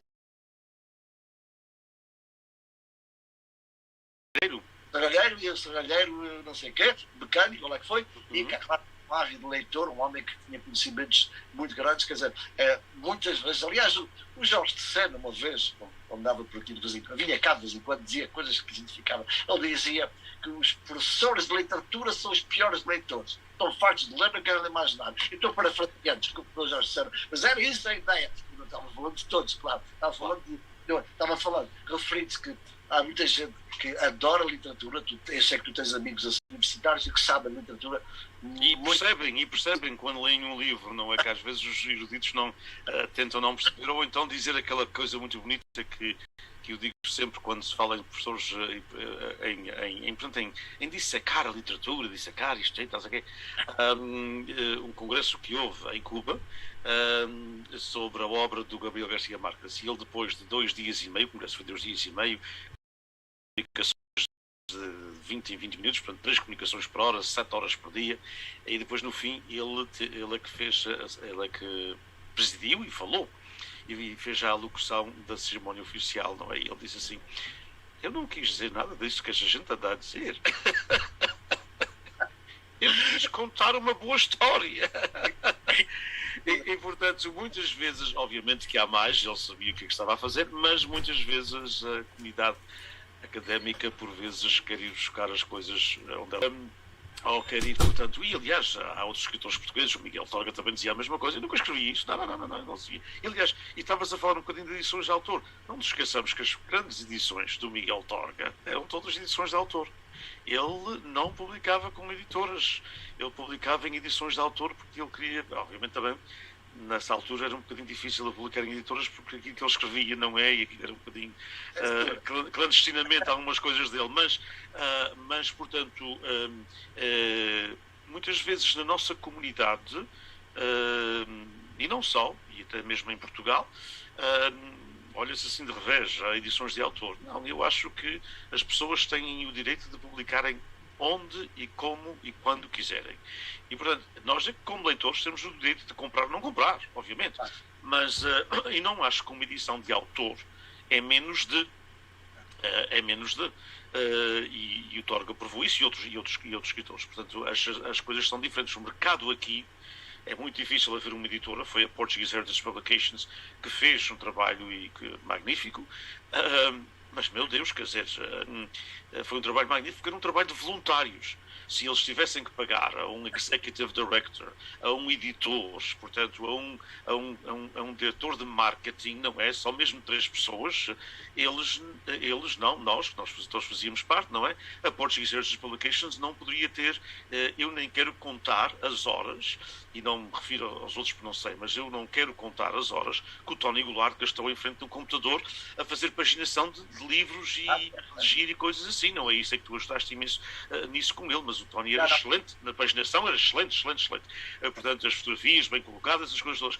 E, portanto, ele nunca fez isso para ganhar um centavo, ele fez isso gratuitamente. E, portanto, é muito difícil nas comunidades publicar-se como se publica numa edição. E atenção, o nosso Alan Oliveira, nosso amigo íntimo dos nossos dois e de muita gente nesta comunidade, o Alan Oliveira, algumas das suas primeiras edições foram edições de autor. E há outros escritores açorianos, particularmente, que não havia aquela tradição, não haviam editoras dos Açores durante muitos anos, e eram precisamente edições de autor. Outra coisa que eu gostava de ter o teu comentário, nós temos mais ou menos 10 minutos, mas podemos ir um pouco além. Ou seja, a questão de publicação em jornais. Há uma tradição nos Açores, particularmente, eu diria em todo Portugal, mas vamos falar só da região autónoma dos Açores. Há uma tradição, ou havia, já não há, havia uma tradição nos Açores de se publicar poesia e até de se publicar ficção. Às vezes aqueles pequenos contos, aquelas pequenas, um excerto de algo. Portanto, os jornais do passado, apesar das pessoas saberem ler menos do que sabem hoje, menos há 60 anos nos Açores, menos gente sabia ler, porque meu pai sabia e minha mãe, mas tinha muita geração da idade do meu pai, que se fosse vivo teria 90 anos, que não sabia ler. E, portanto, ou que lia, portanto, tinha a primeira ou a segunda classe, não sabia ler para ler um livro, não é? E nessa altura, os jornais tinham secções literárias e publicavam poesia. Hoje em dia não há jornal nenhum da imigração, com exceção na página literária do Portuguesa Tribune, mas não há jornal nenhum na imigração que publique poesia regularmente, mas nós tínhamos essa tradição nos Açores, porque alguém devia ler. Sim, aliás, não só poesia, por exemplo, investigando alguns jornais dos americanos, eles publicavam romances completos, por exemplo, de Camilo, Amor de Perdição, em fascículos. Todas as vezes que saía o jornal, saía um capítulo do livro. E as pessoas parece que liam aquilo avidamente, porque continuaram com outros, às vezes aqueles dramalhões de Faquel Guilherme bastante pesados, que as pessoas gostavam de fazer. Havia outras coisas, por exemplo, eu tenho encontrado, e tenho aqui alguns, agora por acaso não procurei, uma espécie de umas revistas de 1920, por 1910, publicados em Oakland, com anúncios de negócios, até de médicos e tal, em que vinha ali publicado questões como, por exemplo, pequenas peças de teatro, de autores secundários, coisas que estão por aí, que às vezes a gente encontra em algum lugar assim já muito escondido. E nomes grandes, nomes, quando digo grandes, de referência da poesia, Vitorino e outros, Quental, publicava Natália, publicavam em jornais, sem problema nenhum. Hoje é que há esse estigma. Um editor, um poeta não publica num jornal. Mas bem, alguns não têm esse estigma, mas alguns têm. Mas isso não era um estigma para a Natália, nem para o Vitorino, nem para o Quental. Aliás, essa questão de estigma não faz sentido, porque toda a gente sabe que um jornal chega a muita gente, um livro chega a quem o compra e quiser comprar. Claro. É uma maneira muito... Quer dizer, eu acho que até publicar num jornal devia ser até uma coisa muito apreciada, porque dá a conhecer a muita gente uma obra que depois pode ser publicada. Por exemplo, os teus artigos tu publicas no jornal, depois reúnes, escolhes e... Claro, é o que eu faço, não faço outra coisa. Não, mas isso é muito bom, porque no jornal essas coisas, não digo que se percam, mas as coisas espalham-se. Então, Sim. tu nunca te conseguirias chegar. Eu sei que tu publicas nos jornais dos Açores também, mas é a mesma coisa. Com o tempo a gente esquece das coisas. Uma coisa é ter aqui um livro que eu posso ver bem, que é que aconteceu no tempo do George Bush, tal, vou ler aquele artigo, e a outra coisa é vasculhar nos jornais, O nosso amigo Vamberto Freitas, que veio aqui, como tu sabes, aqueles anos todos, o Vamberto, todas as suas recensões críticas a livros, todas elas saem no jornal primeiro e depois ele faz uma ordem, portanto, cronológica, às vezes é por tema, não é? E publica em livro, e é um contributo magnífico, porque as pessoas, se quiserem saber algo sobre um livro, o que foi que a crítica disse do livro A, B ou C há 50 anos, é mais fácil ir ao livro do que ir a um jornal, não é? E o jornal tem duas vantagens. Chega, como eu já disse, a mais gente e é de graça. Claro, exatamente. Não tem que preocupar. Claro, é muito mais barato. Há uma outra questão, portanto, eu queria, portanto, mais uma vez dizer que esta conversa é baseada neste projeto que vamos começar e que lançamos aqui com muito gosto no Congresso da Luso-American Education Foundation. Se chamar-se-á Olhos nos Livros.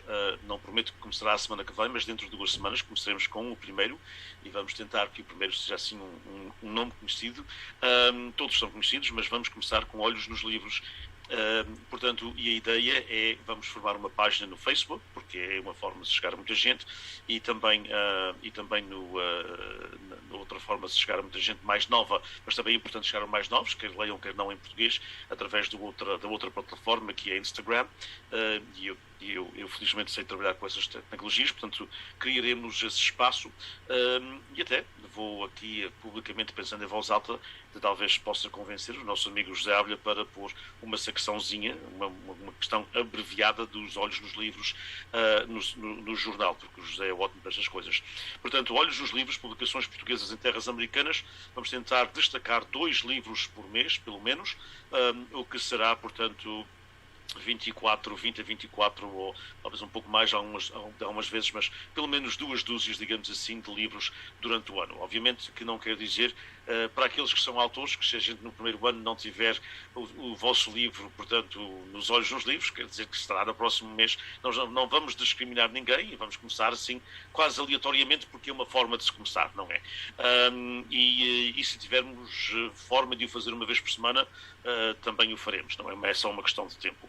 Mas acho que é uma forma de a gente projetar a leitura portuguesa e também, através das novas tecnologias, de se chegar aos Açores, a Portugal Continental e à Madeira. Portanto, as pessoas de lá também podem saber que há, portanto, o John de Mello a escrever romances na Califórnia, portanto, e outros. Tudo isso é esse o nosso projeto. Eu agradeço ao José Luís por embarcar comigo nisto e agradeço a ideia do João Martins, que, aliás, está a trabalhar até num logo. Para isso o João é extremamente talentoso com grafismos e também com escultura. A nossa última parte, eu queria que nós aproveitássemos aqui 5 minutinhos, muito rápido, Zé Luís, para falar da questão que disseste que também gostarias de falar, da questão da língua portuguesa. Na nossa sessão com a Monique e o Anthony, estávamos a falar precisamente se pode ser ou não português não falando português. É interessante porque eles são ambos jovens, mas eles ambos têm a facilidade de saberem falar português, não é?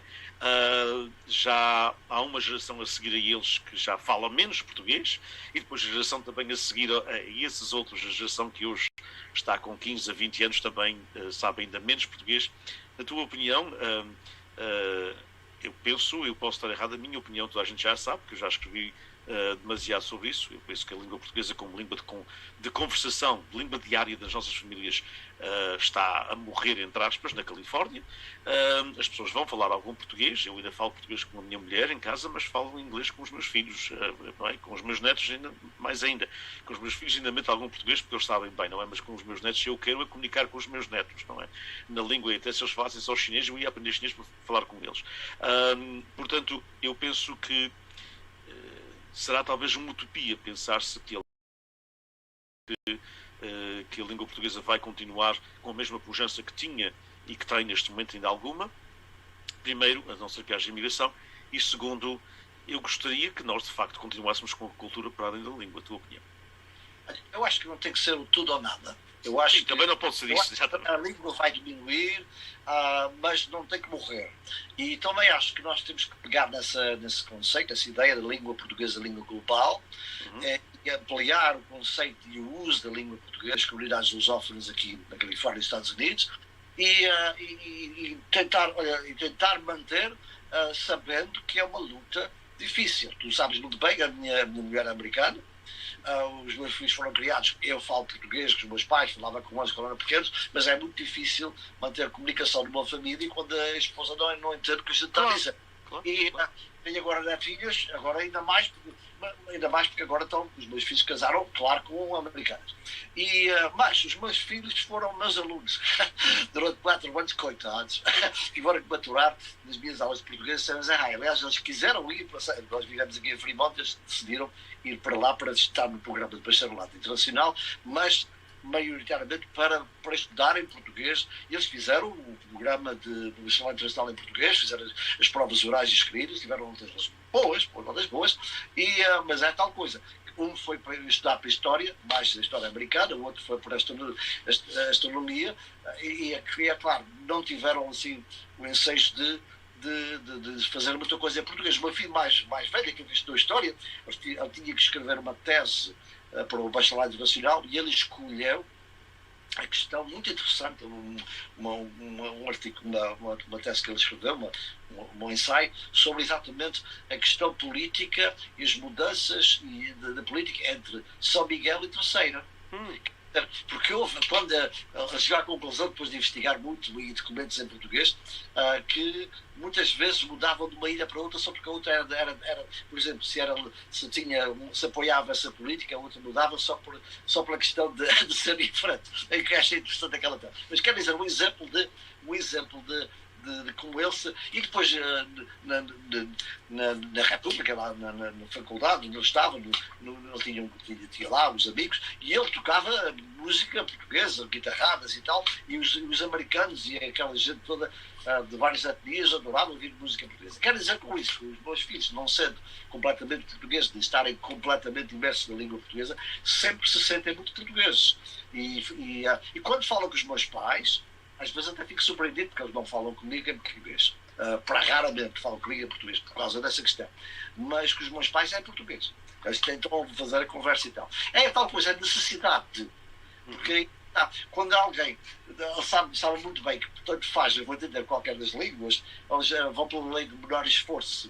Mas que os meus pais, se bem que os meus pais também falam algum inglês, mas para eles é mais fácil. E também tem a questão da afetividade. Eles sabem muito bem que uma palavrinha dita em português ao meu pai e minha mãe, que têm 96 e 98 anos, aquilo vai-lhes tocar no coração.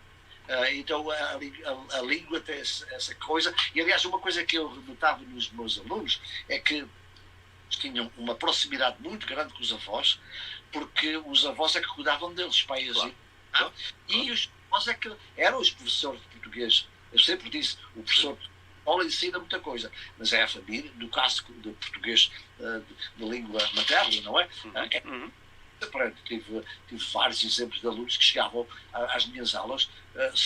Olha, vou dar exemplo, o David Garcia, por exemplo, ele já veio com uma bagagem linguística fantástica, a Cristal Mendes e outros, quer dizer, a própria Marisa Silva, que cantou aquele lindo fado hoje que eu é muito. E de homenagem a Little Portugal, muito bonito, não é? Muito bem. Alfama e Little Portugal. Mas é tal, quer dizer, as pessoas traziam de casa essa bagagem e é muito mais fácil assim. Mas é que depende, os avós ainda têm esse condão de manter a língua, mas os avós estão morrendo. Claro. E isso não se vai manter assim. E os pais já falam inglês, torto e direito. Claro. Eu penso, mas eu acho que nós, é exatamente o que tu dizes, não é necessariamente tudo nem nada, sim. Não é uma escolha entre ou é assim ou é assado, cada caso é um caso, não é? Como se costuma sim. dizer, e para além, mas mas devemos continuar a cultivar a cultura, além da cultura popular, porque eu conheço, aliás, alunos que foram já meus alunos e agora são professores, que, por exemplo, conhecem muito bem a literatura portuguesa porque a estudaram, mas não estudaram em português, estudaram em inglês, não é? Eu tenho 2 alunos que gostam muito e foram meus alunos há muitos anos, no princípio, hoje são professores de português, hoje acho que ambos têm um mestrado, e ambos são leitores assíduos do Saramago e de literatura portuguesa em inglês, porque eles não leem o suficiente aliás, não são portugueses até, foram alunos hispânicos que tiveram português. E, portanto, eu penso que as pessoas podem, de facto, continuar com a sua cultura, mesmo além da cultura mais popular, não é? Digamos assim, da cultura, entre aspas, mais erudita, não é? A cultura dos livros, a cultura da literatura, a cultura da leitura, a cultura da arte, a cultura do cinema, podem fazê-lo muito, muito bem através de facto, da língua inglesa, portanto, porque os bons autores portugueses estão traduzidos em inglês, como tu sabes, não é? Mas nós precisamos fazer outra coisa, que é deixar de tirar o português, cultura e língua, dessa caixinha que nós usamos. Quer dizer, para os jovens dos americanos, o português é uma espécie de um código que eles usam entre si, sem reparar que o português é uma língua global. E temos que, de facto, alargar os horizontes da língua portuguesa para eles pensarem que não é só uma coisa que se usa nas festas do Espírito Santo, claro, mas que é uma língua que, que se eles estudarem e se eles praticarem, isso pode-lhes dar uma visão global, quer dizer, e incentivar os nossos jovens não só a ir à ilha e à freguesia, que isso é muito bom, mas conhecer o resto de Portugal, conhecer o resto do mundo lusófono, e ir por outros lados, ou pelo menos tentar saber mais alguma coisa. É porque nós, especialmente nós açorianos, temos muito essa mentalidade de somos ilhas. Então, por outro lado, também somos universais, temos essa questão. Então é preciso exatamente abrir a universalidade de ser açoriano, de ser português, para os nossos jovens, porque eles, muitas vezes, eles limitam-se simplesmente àquilo que diz, à caixinha, ao código, e uma coisa que nós falamos entre nós, e acho que não se dão conta da importância daqueles conhecimentos que eles trazem de casa que podem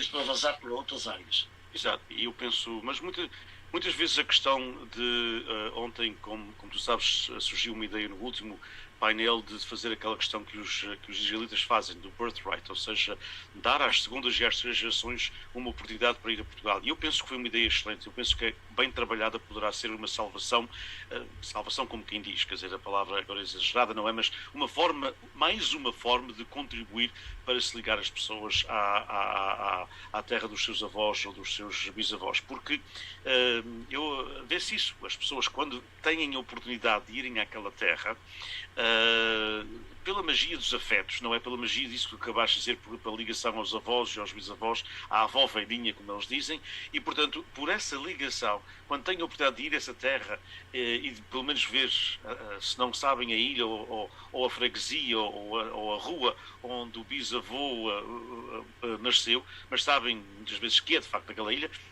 só essa relação é cada vez mais importante. E não é por mero acaso.